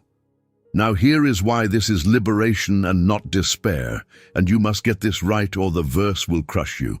If the race were to the swift, strictly, reliably, without exception, then every loss would be a verdict on you. Every failure would mean exactly one thing: you were not fast enough. That is a world in which every person who ever lost is guilty. That is a world of unbearable weight, and it is the world you have been living in because it is the world you were taught. He is telling you the mechanism is not that clean. There is time and chance in every outcome, which means the loss was not necessarily a verdict, which means the failure may not have been about your speed, which means you can put down the case you have been building against yourself for the last 20 years, and it cuts the other way too. And this is the part that keeps you humble. If you won, it was not purely you either. Time and chance happened to you. The rain fell on your side. That should produce two things simultaneously: gratitude and a permanent inability to look down on the person who lost. Lesson 67. The fish in the net and the birds in the snare. For man also knoweth not his time, as the fishes that are taken in an evil net, and as the birds that are caught in the snare, so are the sons of men snared in an evil time, when it falleth suddenly upon them. Ecclesiastes 9:12. He follows the previous verse with an image, and the image is the reason the previous verse is true. Fish in a net, birds in a snare. Think about what a fish knows. A fish, right up until the instant of the net, is having an ordinary day. It is doing exactly what it always does. It is not in distress. It has no warning, no premonition, no sense that this moment is different from the 10,000 identical moments that preceded it. The water looks the same, and then the net. The bird is the same. The bird is going about the business of being a bird. And there is a snare, and the snare was designed specifically to be invisible to a bird, and it works. So are the sons of men snared in an evil time, when it falleth suddenly upon them. You do not know your time, and it is not just about death. It is about any sudden turn, the phone call, the scan, the email, the knock. Every catastrophic day in your life so far started as an ordinary day, and you had no idea. You made coffee. You were annoyed about something trivial, and then the net. Why would he tell you this? What use is it to inform a fish about nets? Here is the use, and it is enormous, because you have been building your peace on the assumption that you would see it coming. That is the unspoken foundation of the anxious life, the belief that vigilance works, that if you scan hard enough, worry thoroughly enough, plan carefully enough, you will detect the net in advance and swim around it. That is what all that worrying has been for. It has been surveillance. And he says, the fish never sees the net, not ever. Not the vigilant fish, not the anxious fish, not the fish that has been scanning the water since it was young. That is what a net is. It is a thing designed to be undetectable until it is closed. So the surveillance is not working. It has never worked. It has not once, in your entire life, given you advance warning of a single real catastrophe.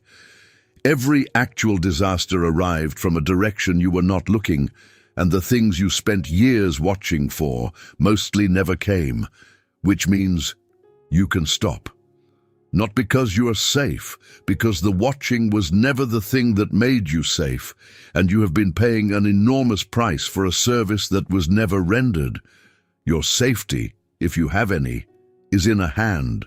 It has never been in your eyes. Lesson 68.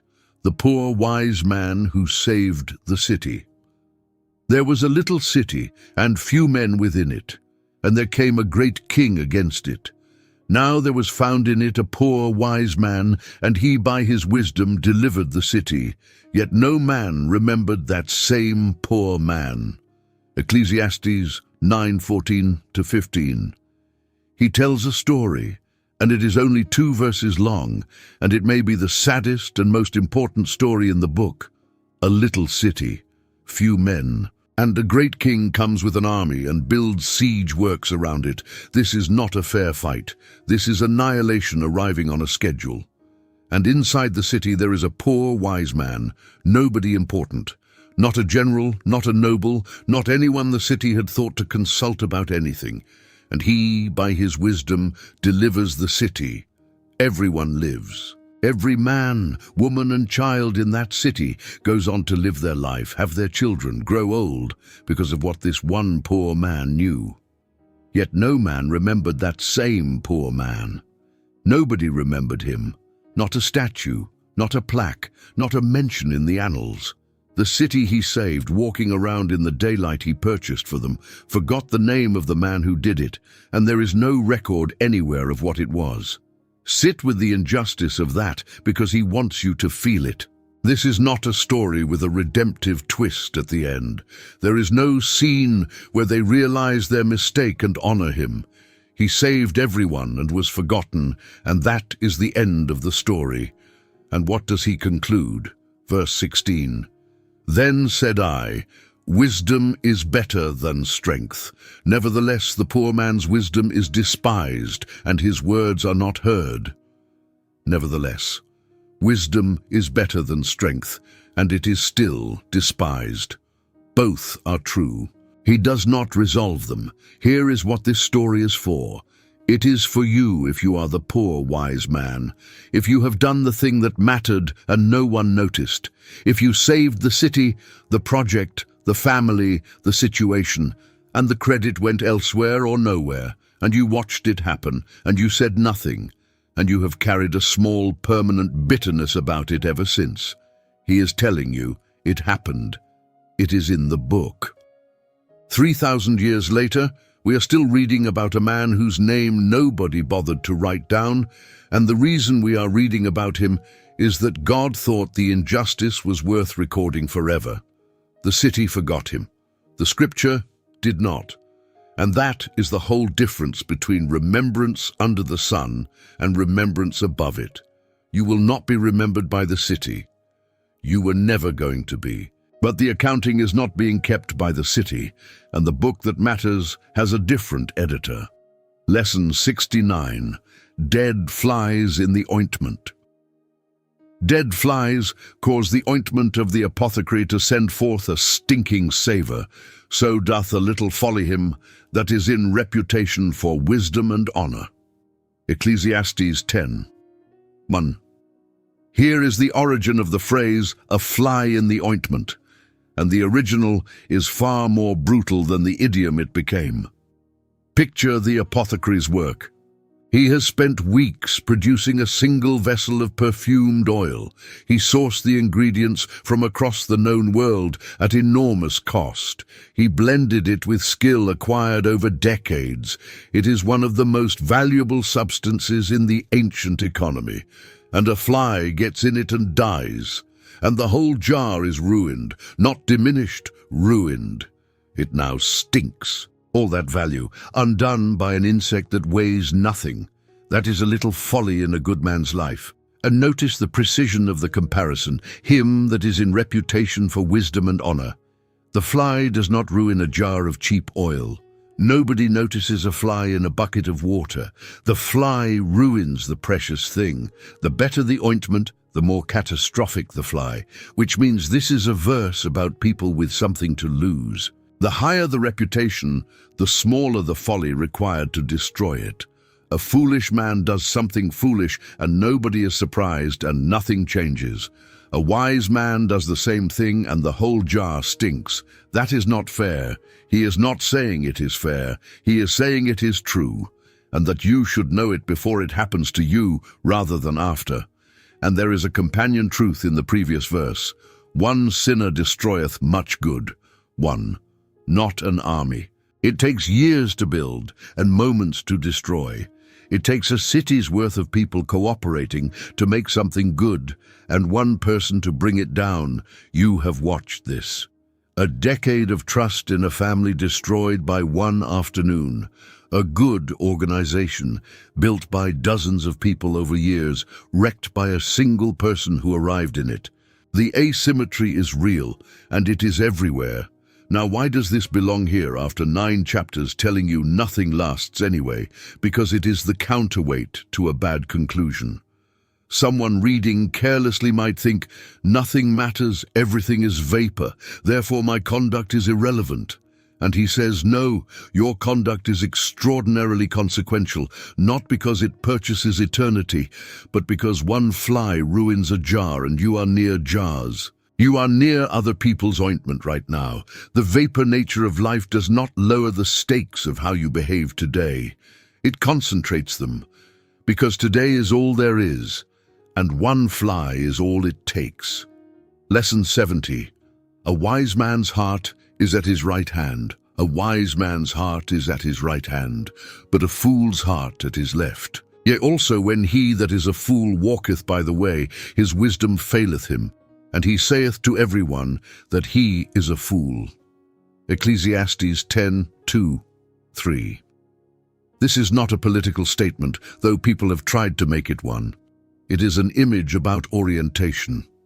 In the ancient world, the right hand was the hand of strength, of skill, of action. To have your heart at your right hand meant your inner life and your capacity were pointed the same direction. The wise man's convictions and his abilities are aligned. What he believes and what his hands do are on the same side of his body. He is integrated. The fool's heart is at his left, misaligned. His inner life points one way and his capacity points another. He believes one thing and does another, and the gap between them is where his life leaks out. And then verse 3, one of the most quietly devastating observations in Scripture. When he that is a fool walketh by the way, his wisdom faileth him, and he saith to everyone that he is a fool. Read that carefully. The fool is just walking down the road. He is not doing anything. He is not being tested. There is no crisis, no examination, no moment of pressure. He is simply going somewhere. And in the ordinary act of walking down a road, he announces to everyone he passes that he is a fool. He does not know he is doing it. That is the whole point. He is not confessing. He thinks he is walking. But something about how he moves through the world, the way he speaks, what he stops for, how he treats the person selling bread, broadcasts the entire condition of his interior involuntarily to everyone who sees him. And he has no idea it is happening. Now here is the uncomfortable part. This is true of everyone, including you. You are broadcasting right now, not in the moments you have prepared for. Anyone can perform in a prepared moment, in the walking, in the way you handle the small friction of an ordinary Tuesday, in how you speak to the person who has no power over you. Those unguarded, unrehearsed, unimportant moments are where your actual formation shows, and everyone around you can read it, and you cannot see it at all. You cannot fix this by managing your image. The whole problem is that the broadcast comes from a level below the management. The only way to change the signal is to change the thing transmitting it. Lesson 71. If the spirit of the ruler rise up against thee, if the spirit of the ruler rise up against thee, leave not thy place, for yielding pacifieth great offences. Ecclesiastes 10:4. Here is practical counsel for the moment you are being unjustly attacked by someone with power over you. Leave not thy place. Do not storm out. Do not resign in the meeting. Do not deliver the speech you have been composing. Stay where you are, and yielding pacifieth great offences. The Hebrew for yielding is marpe. It means calmness, healing, a gentle response. Composure heals large offenses. Now understand what he is and is not saying. He is not telling you to grovel. He is not telling you the ruler is right. He is not telling you to accept mistreatment forever. He is telling you what to do in the moment of the flare. In the specific 60 seconds when the powerful person's spirit has risen against you and you are standing there with adrenaline in your blood and a perfect sentence forming in your mouth. Do not say the sentence, because here is what he knows about that moment. It is the worst possible time to make a decision, and it feels like the most necessary.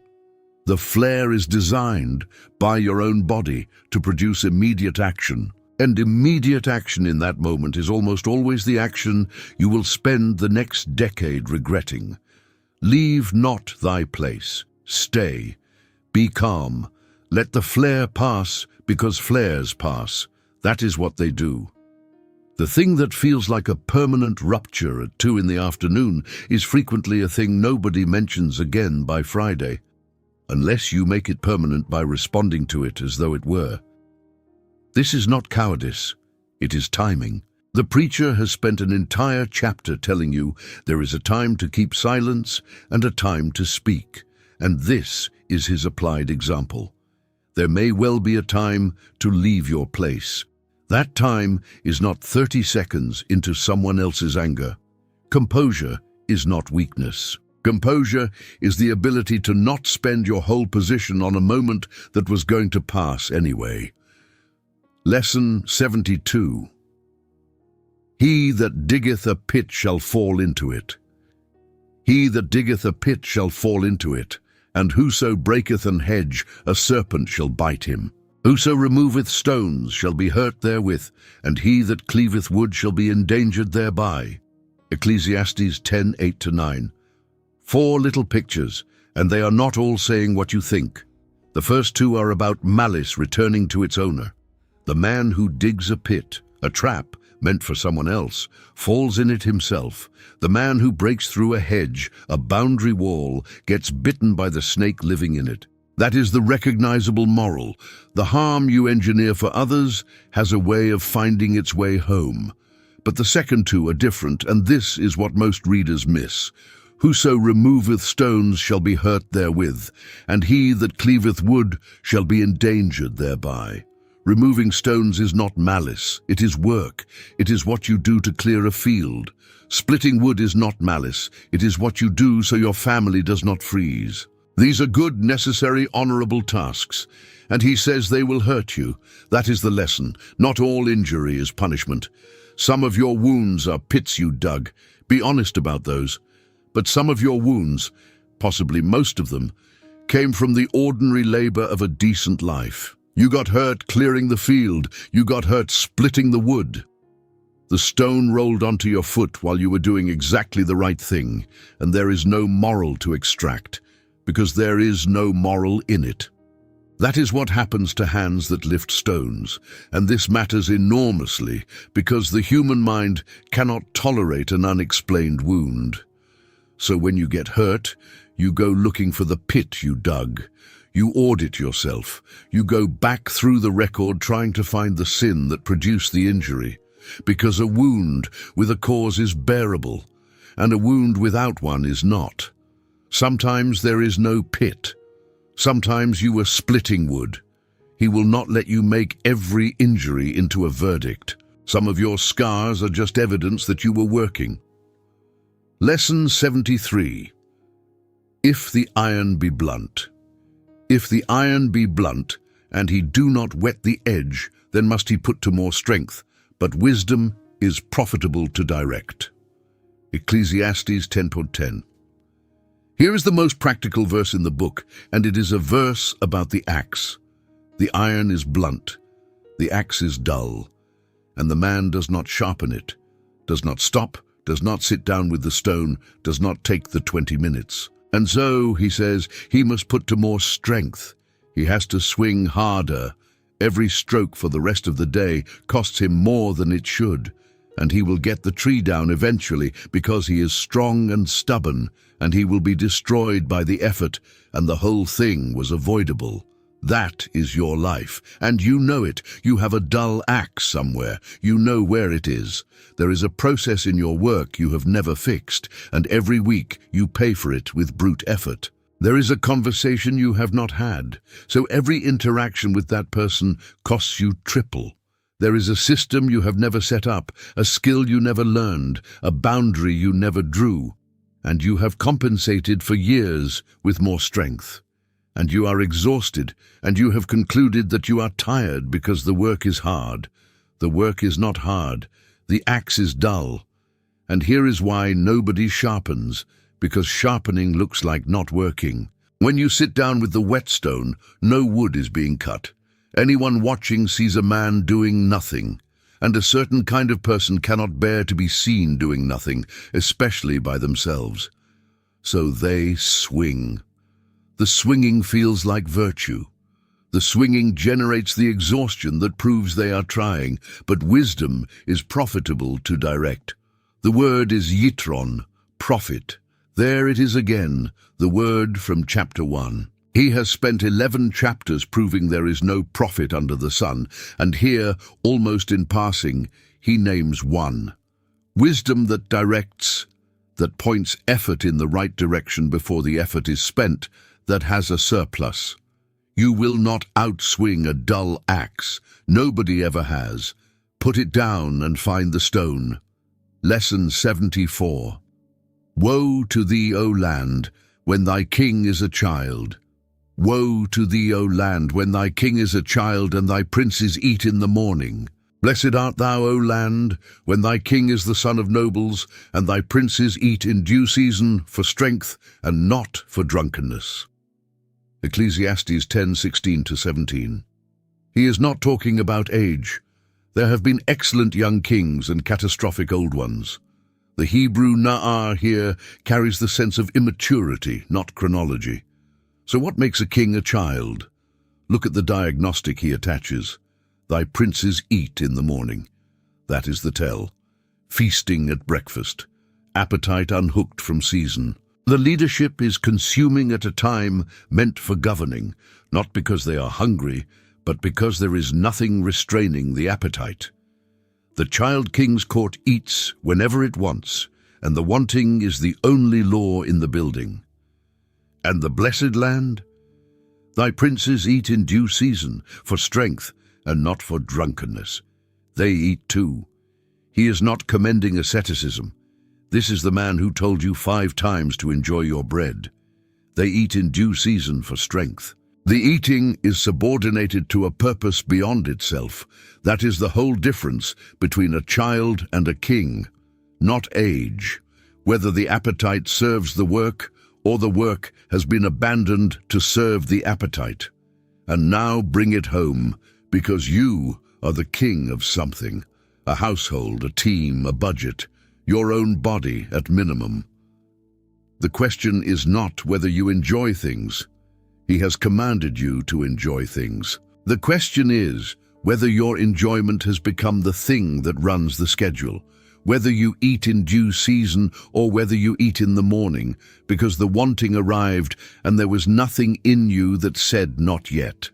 That word, not yet, is the entire difference between a king and a child. Not never. The child cannot hear never and does not need to. The child cannot hear not yet. A land is cursed when its ruler cannot say it. And so is a life. Lesson 75. By much slothfulness the building decayeth. By much slothfulness the building decayeth, and through idleness of the hands the house droppeth through. Ecclesiastes 10:18. Here is the quietest catastrophe in the book, and it is happening in your life right now, and it is making no noise at all. The building decayeth. Notice, nobody attacked it. There was no fire, no storm, no enemy at the gate. Nothing happened to this house. That is precisely the problem. Nothing happened to it, and the house droppeth through. The roof begins to leak, and it does not begin with a collapse. It begins with a drip. This is the most important thing to understand about decay. It does not require an event. It requires an absence. The house does not fall down because something struck it. The house falls down because for 11 years nobody went up on the roof. And here is why this verse belongs in a book about vapor. He has told you nothing you build will last, that the work goes to a stranger, that you will be forgotten. And a certain reader will conclude, then why maintain anything? Because there is a difference between a thing ending and a thing rotting. Everything you have will end. That is settled, but it does not have to rot while you are still living in it. The marriage will end. One of you will die. That is not a reason to let the roof go. The body will end. That is not a reason to stop going up on the roof.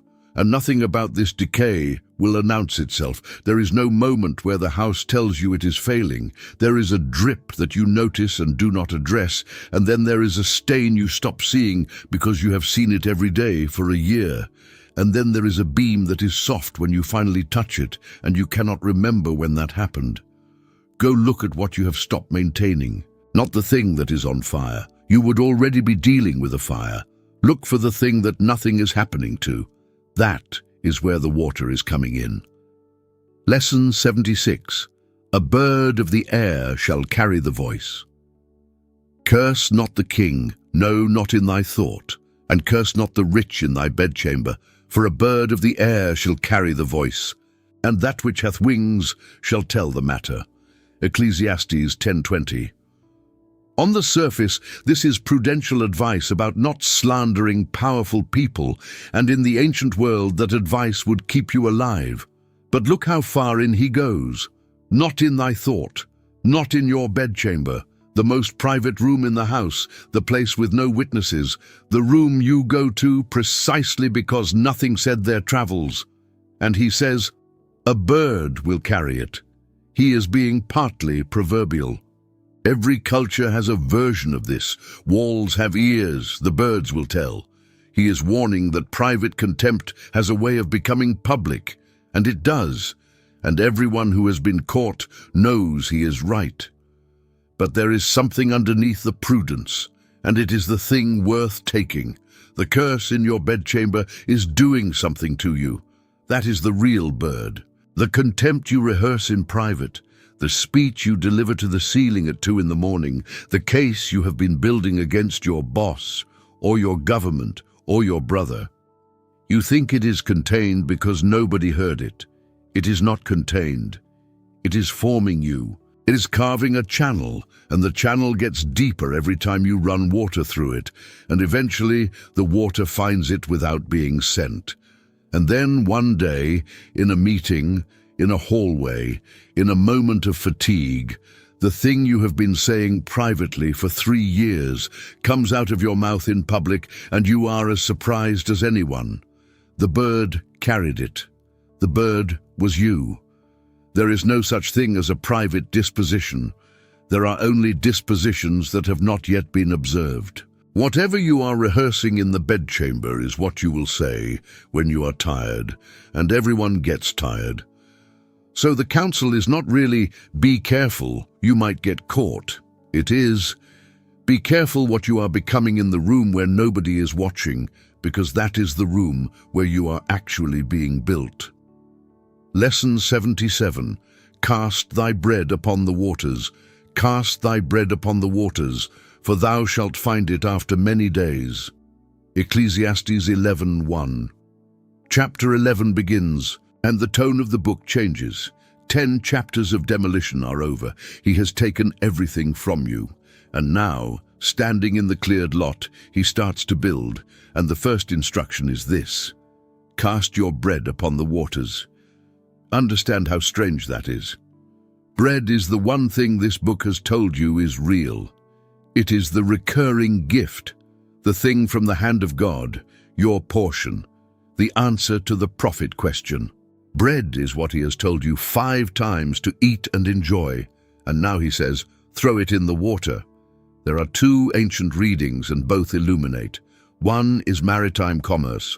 Send your grain out on ships across the sea, on a venture you cannot supervise, to markets you cannot see and wait. It will come back, not tomorrow, after many days. The other is agricultural, the flooded Nile, where grain was scattered across receding waters onto ground you could not see, and months later it came up. Either way, the instruction is identical. Release something valuable into a medium you do not control, on a timeline you do not set, for a return you cannot verify. That is the definition of generosity and also of faith, and he is being deliberate about the overlap. Because here is what this verse is doing after 10 chapters of vapor. He has proven you control nothing. He has proven the sea is not full, that you take nothing in your hand, that the work goes to a stranger, that time and chance strike everyone. And the natural conclusion of all that is, hold on tightly. If the world is that unstable, close your fist. And he says the exact opposite. Given that you control nothing, throw your bread in the water, because the closed fist does not actually protect you. It never has. The man who held on tightest lost it all anyway, and did not even enjoy it while he had it. The vapor nature of everything is not an argument for hoarding.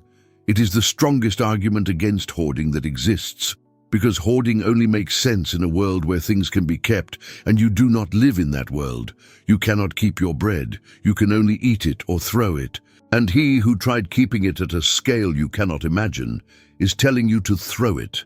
Thou shalt find it after many days, not you will get it back. You will find it, which is a different verb, and it implies surprise. Lesson 78. Give a portion to 7, and also to 8. Give a portion to 7, and also to 8, for thou knowest not what evil shall be upon the earth. Ecclesiastes 11:2. He continues the thought and gets specific about the mechanism. 7, and also 8. That is a Hebrew idiom. The X and also X plus 1 formula appears throughout the wisdom literature, and it means many and then more than that. Do not count. Do not calculate the correct number of recipients. 7, and when you have done 7, do an 8th. And note the word portion, there it is again, chelek. The word for your allotted share, the thing this book has been teaching you to receive and enjoy. Give your portion away to 7 people, to 8. And the reason is the most Ecclesiastes reason imaginable, for thou knowest not what evil shall be upon the earth. That is not a warm reason. He is not saying give because generosity is beautiful or because it will make you happy. He is saying you do not know what is coming. You cannot see the net, and therefore, distribute widely. Financially, this is diversification, and every advisor on earth would recognize it. You do not know which venture fails, so you do not put everything in one. That reading is legitimate, and he who ran an economy certainly means it. But run it through the rest of the book, and something larger appears. You do not know what evil is coming. You will at some point be the one in trouble. The net is coming for you too. That is the guarantee of chapter 9. And when it comes, what you will need is not a stockpile. Stockpiles do not help with most catastrophes. What you will need is people. You will need the 7 and the 8. You will need a web of human beings joined to you. And the only way that web exists on the day of the net is if you spent the previous decades throwing bread into water. He is telling you to build the threefold cord now, before you fall, by giving your portion away to more people than you can count, because you cannot know which of them will be standing there on the day you are on the ground. The generosity is not a moral flourish on top of a prudent life. In a world of nets and snares and time and chance, the generosity is the prudence. Lesson 79. He that observeth, the wind shall not sow. He that observeth, the wind shall not sow. And he that regardeth the clouds shall not reap. Ecclesiastes 11:4. This verse should be tattooed on the inside of every anxious person's eyelids. The farmer stands at the edge of his field with the seed bag, and he looks at the wind. It is a little strong today. The seed might scatter wrong.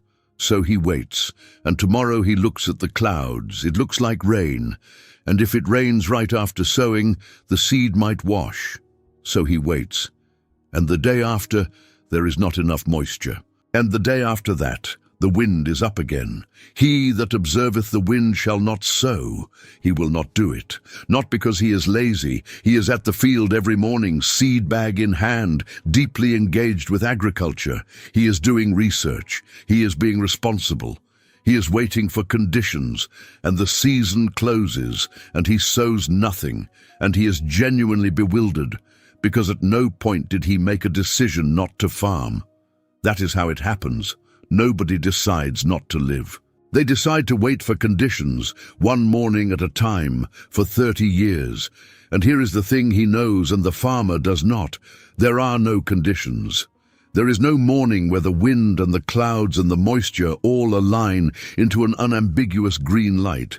That morning does not exist. It has never existed in the history of agriculture. Every seed that has ever been planted was planted in imperfect conditions by someone who decided to plant anyway. The next verse says it directly. As thou knowest not what is the way of the Spirit, nor how the bones do grow in the womb of her that is with child, even so thou knowest not the works of God who maketh all. Ecclesiastes 11:5. You do not know how bones grow. You cannot see it. It happens in the dark, inside a body, by a process no one can observe. And it works. It works without your understanding, without your supervision, without your permission. The whole of your ignorance is not a reason to wait. It is a reason to sow, because the thing you are waiting for certainty about is being handled by someone who does not require your certainty in order to do it. Lesson 80. In the morning sow thy seed.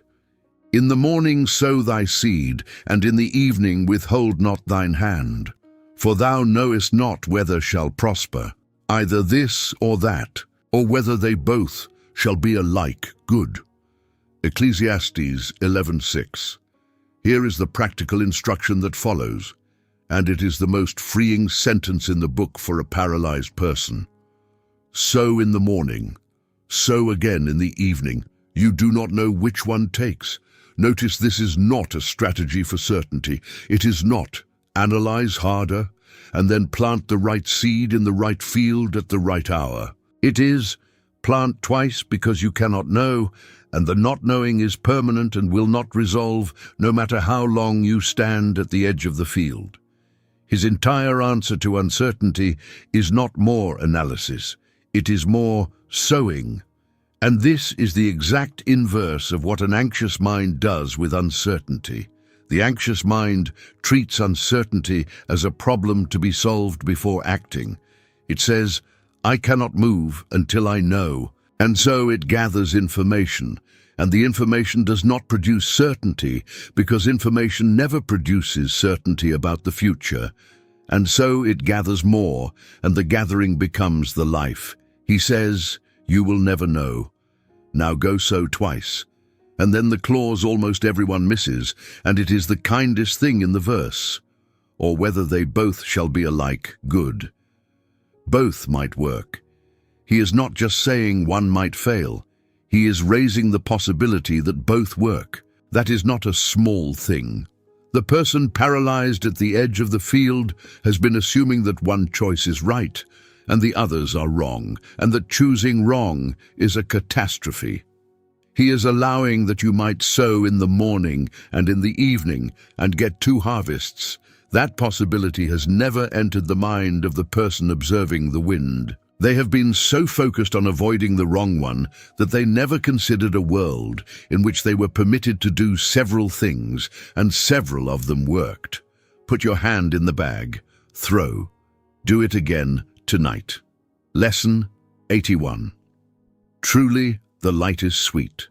Truly the light is sweet, and a pleasant thing it is for the eyes to behold the sun. Ecclesiastes 11:7. After 10 chapters of Under the Sun used as a verdict. Under the sun there is no profit. Under the sun all is vapor. He looks at the sun one more time, and he says it is sweet. Truly the light is sweet. The Hebrew matok, the word for honey. Light tastes like honey, and a pleasant thing it is for the eyes to behold the sun. The eye, the organ he told you in chapter 1 could never be satisfied, the unfillable opening. That same eye, looking at that same sun. And it is good. Nothing has changed. He has not discovered new evidence. The sun is still running its exhausting circuit to nowhere. The rivers are still filling a sea that will not rise. Everything he said in chapter 1 is still true, and he has not retracted one syllable, and it is sweet. That is the whole achievement of this book, in one verse. Not that the vapor stopped being vapor. That a man who saw the vapor more clearly than anyone who ever lived could still stand in the morning light and find it sweet. This is the difference between the preacher and every cynic who has ever quoted him. The cynic sees the vapor and concludes, therefore nothing is worth loving. He sees the vapor and concludes, therefore love it now, because it is honey and it is passing. And both are true at once, and neither cancels the other. You have been waiting for the vapor to resolve before you allow yourself to enjoy anything. You have been holding your gladness in escrow, pending an explanation, and the explanation is not coming, not under the sun, not in this book, not in your lifetime in the way you want it, but the light is still sweet. It came in your window this morning and it was honey and you were thinking about something else. Lesson 82. Let him remember the days of darkness. But if a man live many years and rejoice in them all, yet let him remember the days of darkness, for they shall be many. All that cometh is vanity. Ecclesiastes 11:8. Two instructions in one verse, and they are given together, and neither cancels the other. Rejoice in them all. Many years, rejoice in all of them. Not some, not the good ones. All, yet let him remember the days of darkness, for they shall be many. Rejoice and remember, both, at the same time. That is the instruction. And you will notice this is exactly what the fool cannot do and exactly what the cynic cannot do, and they fail in opposite directions. The fool rejoices and does not remember. He is at the party with his whole heart in it, and the darkness is a thing he has decided not to think about, and so his joy has that frantic quality, the crackling of thorns, enormous noise, and no heat. He is not rejoicing, he is outrunning. The cynic remembers and does not rejoice. He has looked at the days of darkness and concluded that the light is therefore a lie, and he sits at the party with his arms folded, congratulating himself on his clear sight, and he's missing the honey, while explaining to everyone that honey does not last.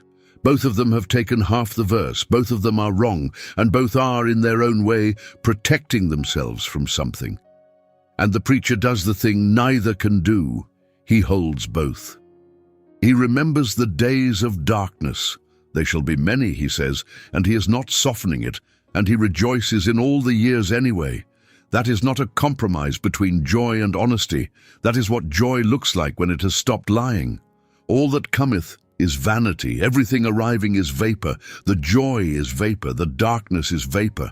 They are made of the same material, and the darkness is not more real than the light just because it is heavier. That is worth sitting with if you are someone who has quietly come to believe that the sad things are the true things and the good things are the illusion. They are the same substance. You have simply been treating one as evidence and the other as decoration. Lesson 83. Rejoice, O young man, in thy youth. Rejoice, O young man, in thy youth, and let thy heart cheer thee in the days of thy youth, and walk in the ways of thine heart, and in the sight of thine eyes. But know thou that for all these things God will bring thee into judgment. Ecclesiastes 11:9. This verse has been misread in both directions for 3,000 years, and it must be read exactly as written. Half the readers see the first clause and call it permission. Walk in the ways of thine heart. Follow your heart. Do what you want. Youth is for pleasure. And half see the last clause and call it a trap. God will bring thee into judgment. The whole thing was a setup. The joy was bait. Here comes the hammer. Both are wrong, and the wrongness is instructive. Look at the imperatives. Rejoice. That is a command. It is in the same grammatical mood as thou shalt not steal. He is not permitting joy grudgingly. He is commanding it. A young person who refuses to rejoice in their youth is disobeying this verse. and walk in the ways of thine heart, and in the sight of thine eyes. This is the same man who, in chapter 6, told you the wandering of the desire was vanity, and the sight of the eyes was better. He is not contradicting himself. He is consistent. Go where your actual heart goes, look at what is actually in front of you, live in the real world rather than the imagined one. And then, but know thou, that for all these things God will bring thee into judgment. That is not a threat appended to the joy. It is the reason the joy is serious. Understand what judgment means here. It means your life is weighable. It means the years are not vapor in the sense of being irrelevant. They are vapor in the sense of being unholdable, but they will be looked at. Someone is going to open the ledger. And that means your youth is not a throwaway period before the real thing starts. It is on the record, so rejoice and know it counts. Both. The accountability is not the opposite of the joy. It is what makes the joy weigh something. A life nobody will ever look at is not free. It is meaningless. The judgment is what makes the rejoicing matter. And then verse 10, tender in a way this book rarely permits itself. Therefore remove sorrow from thy heart, and put away evil from thy flesh, for childhood and youth are vanity. Remove sorrow from thy heart. Put it down. He is not saying you have no reason for it. He is saying it is vapor, all of it, including the sorrow, including the thing you have been carrying. It is breath on a cold morning, and so is the sweetness, and you get to choose which one you spend the morning holding. Lesson 84. Remember now thy Creator in the days of thy youth. Remember now thy Creator in the days of thy youth, while the evil days come not, nor the years draw nigh, when thou shalt say, I have no pleasure in them. Ecclesiastes 12:1. Here is the hinge of the whole book. Everything has been building to this imperative, and it is the first direct command about God in 12 chapters. Remember now thy Creator, now, not eventually, not when it becomes urgent, not in the hospital. And look at the title he uses, not Lord, not Almighty, Creator, the one who made you. Because the entire problem of this book is that you are a made thing that has forgotten it was made, running around trying to fill an eternity-shaped hole with objects, wondering why the sea is not full. And the answer has always been that you have a maker and you have not been thinking about him. And the timing clause is the sharpest thing in the verse. In the days of thy youth, while the evil days come not. Do it while it is easy. Do it while you are strong, while the body works, while you have the luxury of not needing to. Because here is what he knows. Everyone remembers their Creator eventually. Everyone. The atheist in the falling plane remembers. The proud man in the diagnosis room remembers. The hard man at his wife's graveside remembers. Nobody dies without at least one moment of looking up. But there is a difference between remembering your Creator in the days of your youth and remembering him when there is nothing else left. The second one is not worthless. God receives it, and the thief on the cross is proof. But it is a fraction of what was available, because a life spent remembering your Creator from 20 is a different life, not a longer one, a different one. It is a life where the work had a purpose beyond the rivalry, where the meal was a gift rather than a fuel stop, where the fall came and the person was already in the hand. While the years draw nigh when thou shalt say, I have no pleasure in them. He is describing what is coming, a season where the pleasure drains out, and the man who has been remembering his Creator all along walks into that season with something. The man who has not walks in with nothing and has to start learning at the worst possible moment with the worst possible resources, a thing he could have learned at 20 in an afternoon. Do it now. That is the whole instruction. Now, while it costs you nothing but attention. Lesson 85. The keepers of the house shall tremble. In the day when the keepers of the house shall tremble, and the strong men shall bow themselves, and the grinders cease because they are few, and those that look out of the windows be darkened. Ecclesiastes 12:3. Now comes the great poem of aging, and it is one of the most beautiful and merciless passages in all literature. He is describing a body failing, and he does it entirely in metaphor, as a house falling into disrepair. The keepers of the house shall tremble, the hands, the arms that guarded and worked and carried, they shake now. The man who could hold anything steady watches his own hand tremble reaching for a cup. The strong men shall bow themselves, the legs, the back, the frame that stood upright and lifted and never thought about it. Bent now, bowing, the posture of a man folding slowly toward the ground he came from. The grinders cease because they are few. The teeth, there were more of them once. Now they are few, and the work of grinding, of eating, of taking in the bread this book has commended 5 times becomes difficult. Those that look out of the windows be darkened. The eyes from chapter 1, the eyes that were never satisfied with seeing, that took in every face and every sunset and hunted for more. Darkened now. The windows of the house have gone dim, and the light that was sweet in chapter 11 is harder to see. He goes on.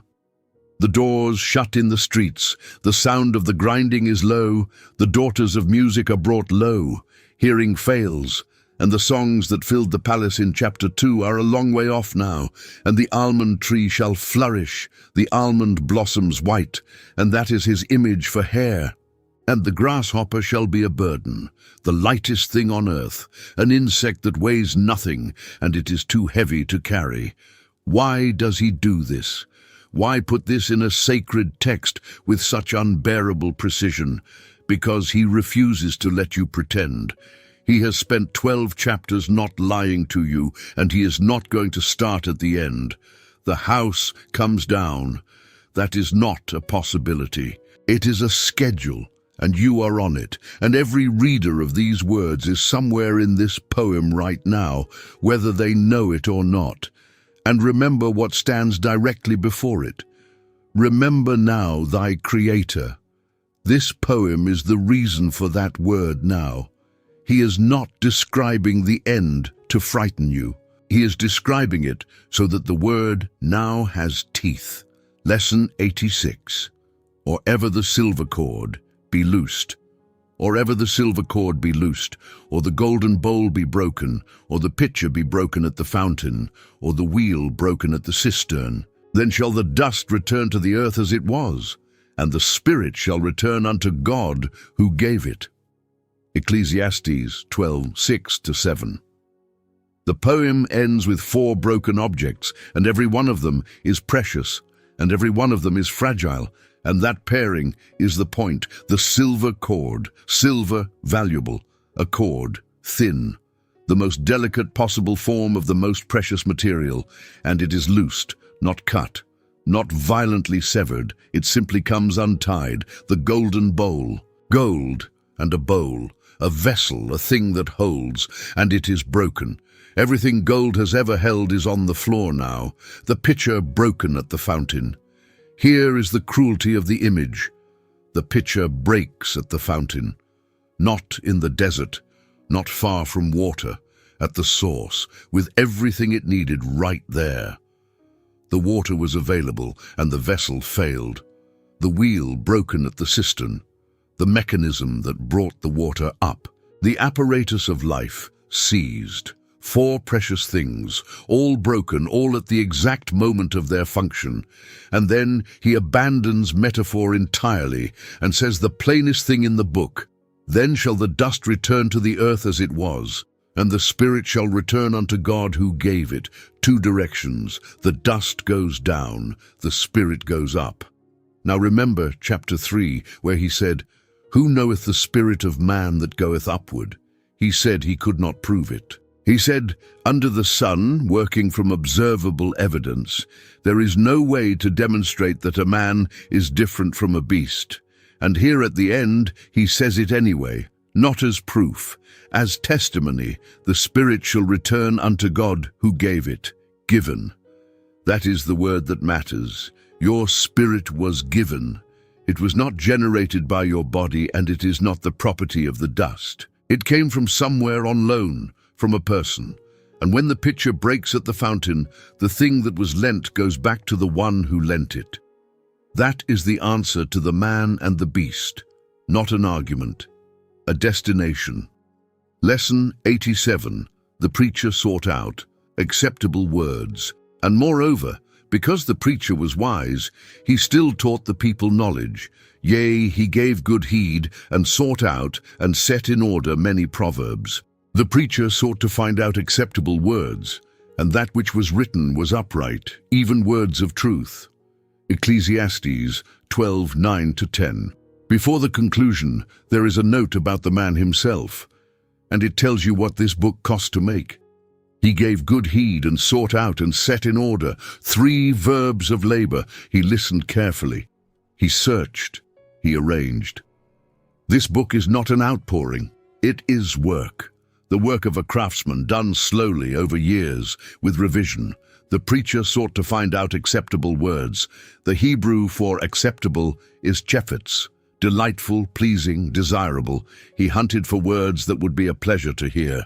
This man who told you the truth about death and injustice and the emptiness of everything you are chasing took the trouble to say it beautifully. He could have simply been correct. He wanted to be worth listening to, and then the clause that holds them together, and that which was written was upright, even words of truth, delightful and true, both. He did not soften the truth to make it pleasant, and he did not use the harshness of the truth as an excuse to be careless with it. That is a rare combination, and you should notice how rare, because the world offers you the 2 halves separately all day long. There are people who will tell you delightful things that are not true. That is most of what is sold to you. And there are people who will tell you true things in a way that is designed to wound, and who mistake the wounding for integrity. The preacher did neither. He looked directly at the worst facts available to a human being, and then went looking, for years, with effort, for a way to hand them to you that you could actually receive. That is a kind of love. It does not look like love, because it is made of thorns and vapor and dead flies, and the grasshopper being a burden. But a man who did not care about you would have written this in half the time, and made it half as beautiful. The beauty is the evidence of the affection. Lesson 88. The words of the wise are as goads. The words of the wise are as goads, and as nails fastened by the masters of assemblies, which are given from one shepherd. Ecclesiastes 12:11. 2 images for what wisdom does, and they are opposites, and you need both. Goads. A goad is a long pole with a sharp point used to drive oxen. It is not a decoration. Its entire function is to hurt just enough to produce movement. The ox is standing still or drifting the wrong way, and the goad jabs it, and it moves. That is what half of this book has been. The verse about the man who eats in darkness. The question, for whom do I labor? The old king who will no more be admonished. Those were goads. They were not pleasant. They were designed to produce motion in a stationary animal, and if one of them jabbed you somewhere tender in the last few hours, it was working. And as nails fastened, the opposite function. A nail does not produce movement. A nail stops movement. It fastens. It holds a thing in place so it cannot drift. That is the other half of this book. God hath made everything beautiful in his time.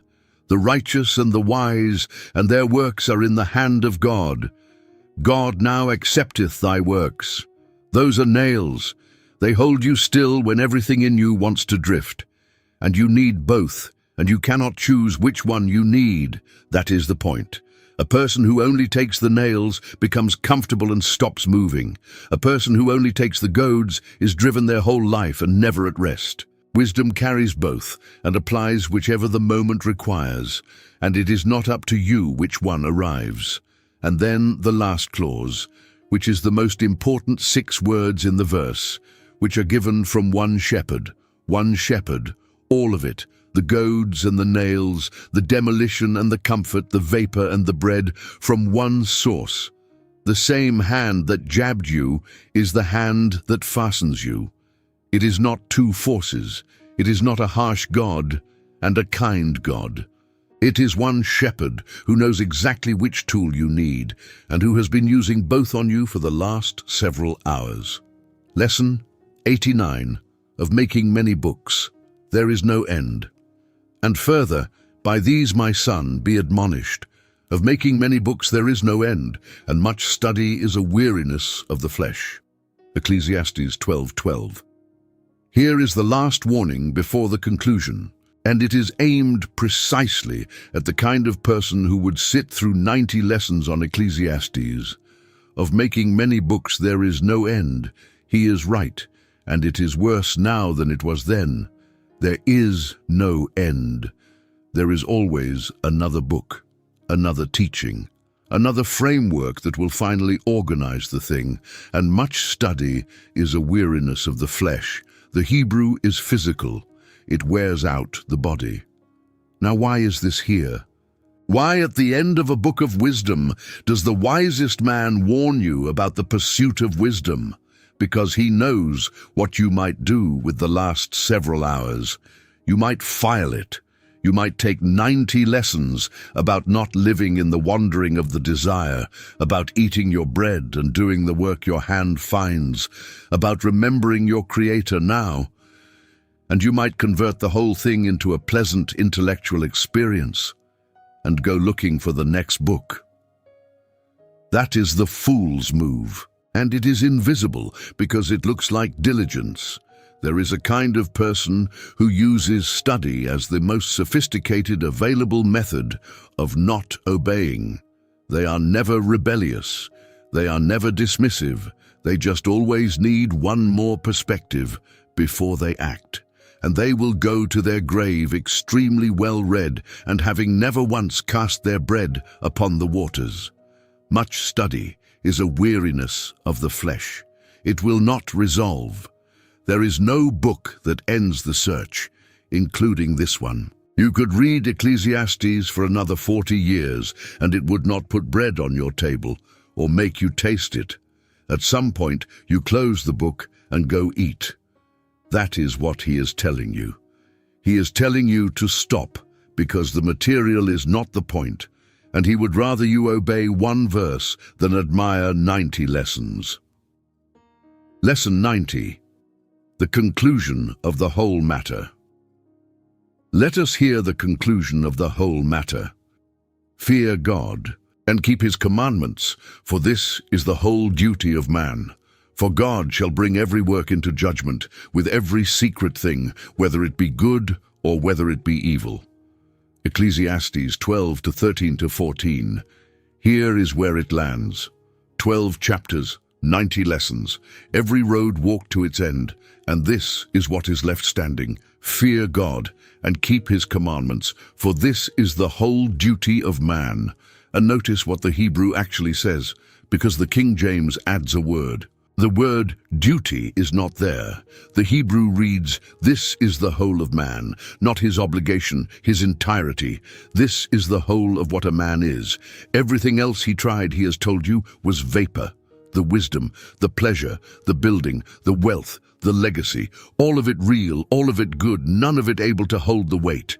And what is left when you subtract every vapor is this: fear God and keep his commandments, and that is the whole of you, not part of you, not the religious compartment, the whole. And then the final verse, and it is the one that redeems the entire book. For God shall bring every work into judgment with every secret thing, whether it be good or whether it be evil. Every work, every secret thing. Do you understand what he has just done? He has spent 12 chapters telling you that nothing is remembered, that the wise man dies as the fool, that the poor man saved the city and no one wrote his name down, that you will be forgotten within 3 generations, and your great-grandchildren will not know you existed. And in the last sentence, he tells you that not one thing has been lost. Every secret thing, the kindness nobody saw, the temptation nobody knew you refused, the bitterness you swallowed at the meeting instead of saying the sentence, the years you cared for someone with no audience and no credit, the prayer at 2 in the morning that you never told a living soul about, the thing you did in the dark that you are still ashamed of. Every one of them, seen, recorded, brought into judgment. That is not a threat. For the person who has spent their whole life doing unwitnessed things in an unwitnessing world, that is the most beautiful sentence in the Bible, because the terror of Ecclesiastes was never death. It was insignificance, the vapor, the forgetting, the sense that it all evaporates and nobody ever knew. And the last verse says God knew. All of it. The whole time. Every hevel moment, every vapor thing you could not hold and could not keep and could not build with, was seen. Every one of them. By someone who was there for all of it and forgot nothing and is bringing every last piece of it into the light. The city forgot the poor wise man. God did not. And so 90 lessons later, this is where the preacher leaves you, with a life you cannot hold, in a world you cannot fix, doing work you cannot keep, for people who will not remember you, and with bread on your table and light on your face that is sweet, and a person across from you who is your portion, and a Creator who has seen every secret thing and will not lose one of them. Eat your bread, drink your wine. Do the work your hand finds, with your might, while the window is open. Love the one in front of you all the days of the life of your vapor. Fear God. That is the whole of man. There is nothing else, and there was never going to be. And the extraordinary thing, the thing the preacher spent 12 chapters and a lifetime of demolition to hand you, is that it is enough. Before you go, I want to ask you for one thing. And it is not for me. Somewhere in the last few hours, you thought about a specific person. It happened at a particular lesson. Maybe the man eating in darkness, and you recognize someone. Maybe the poor wise man who saved the city and was forgotten, and a name came to you, someone who has been carrying that exact bitterness for years, without ever putting it into words. Maybe the one about the fool who folds his hands. Maybe the house that decays because nothing happened to it. Maybe it was the man who never once asked, "For whom do I labor?" and you saw a face.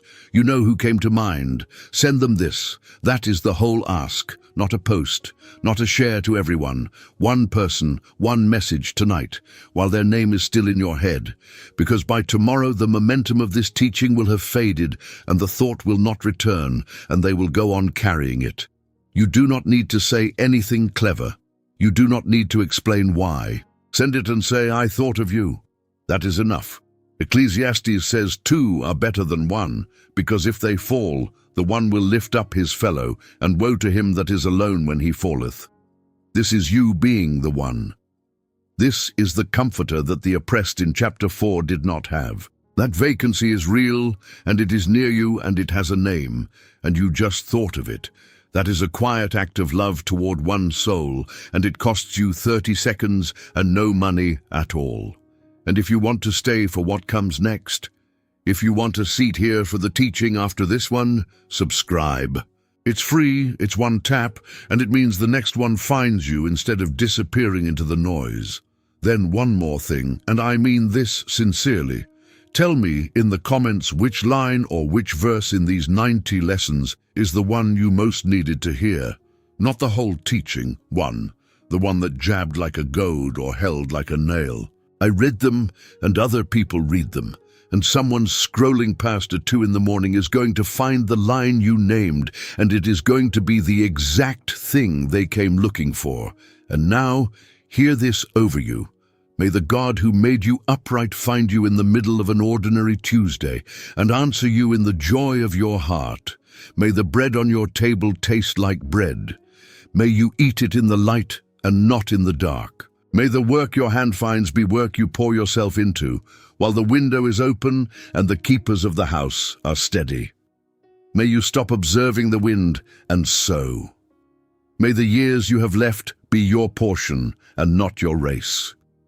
May the light be sweet to you tomorrow morning, and every morning you are given. And when the dust returns to the earth as it was, may your spirit return to the God who gave it, who saw every secret thing, who forgot nothing, and who has been keeping the whole of it all along in his hand. Go in peace.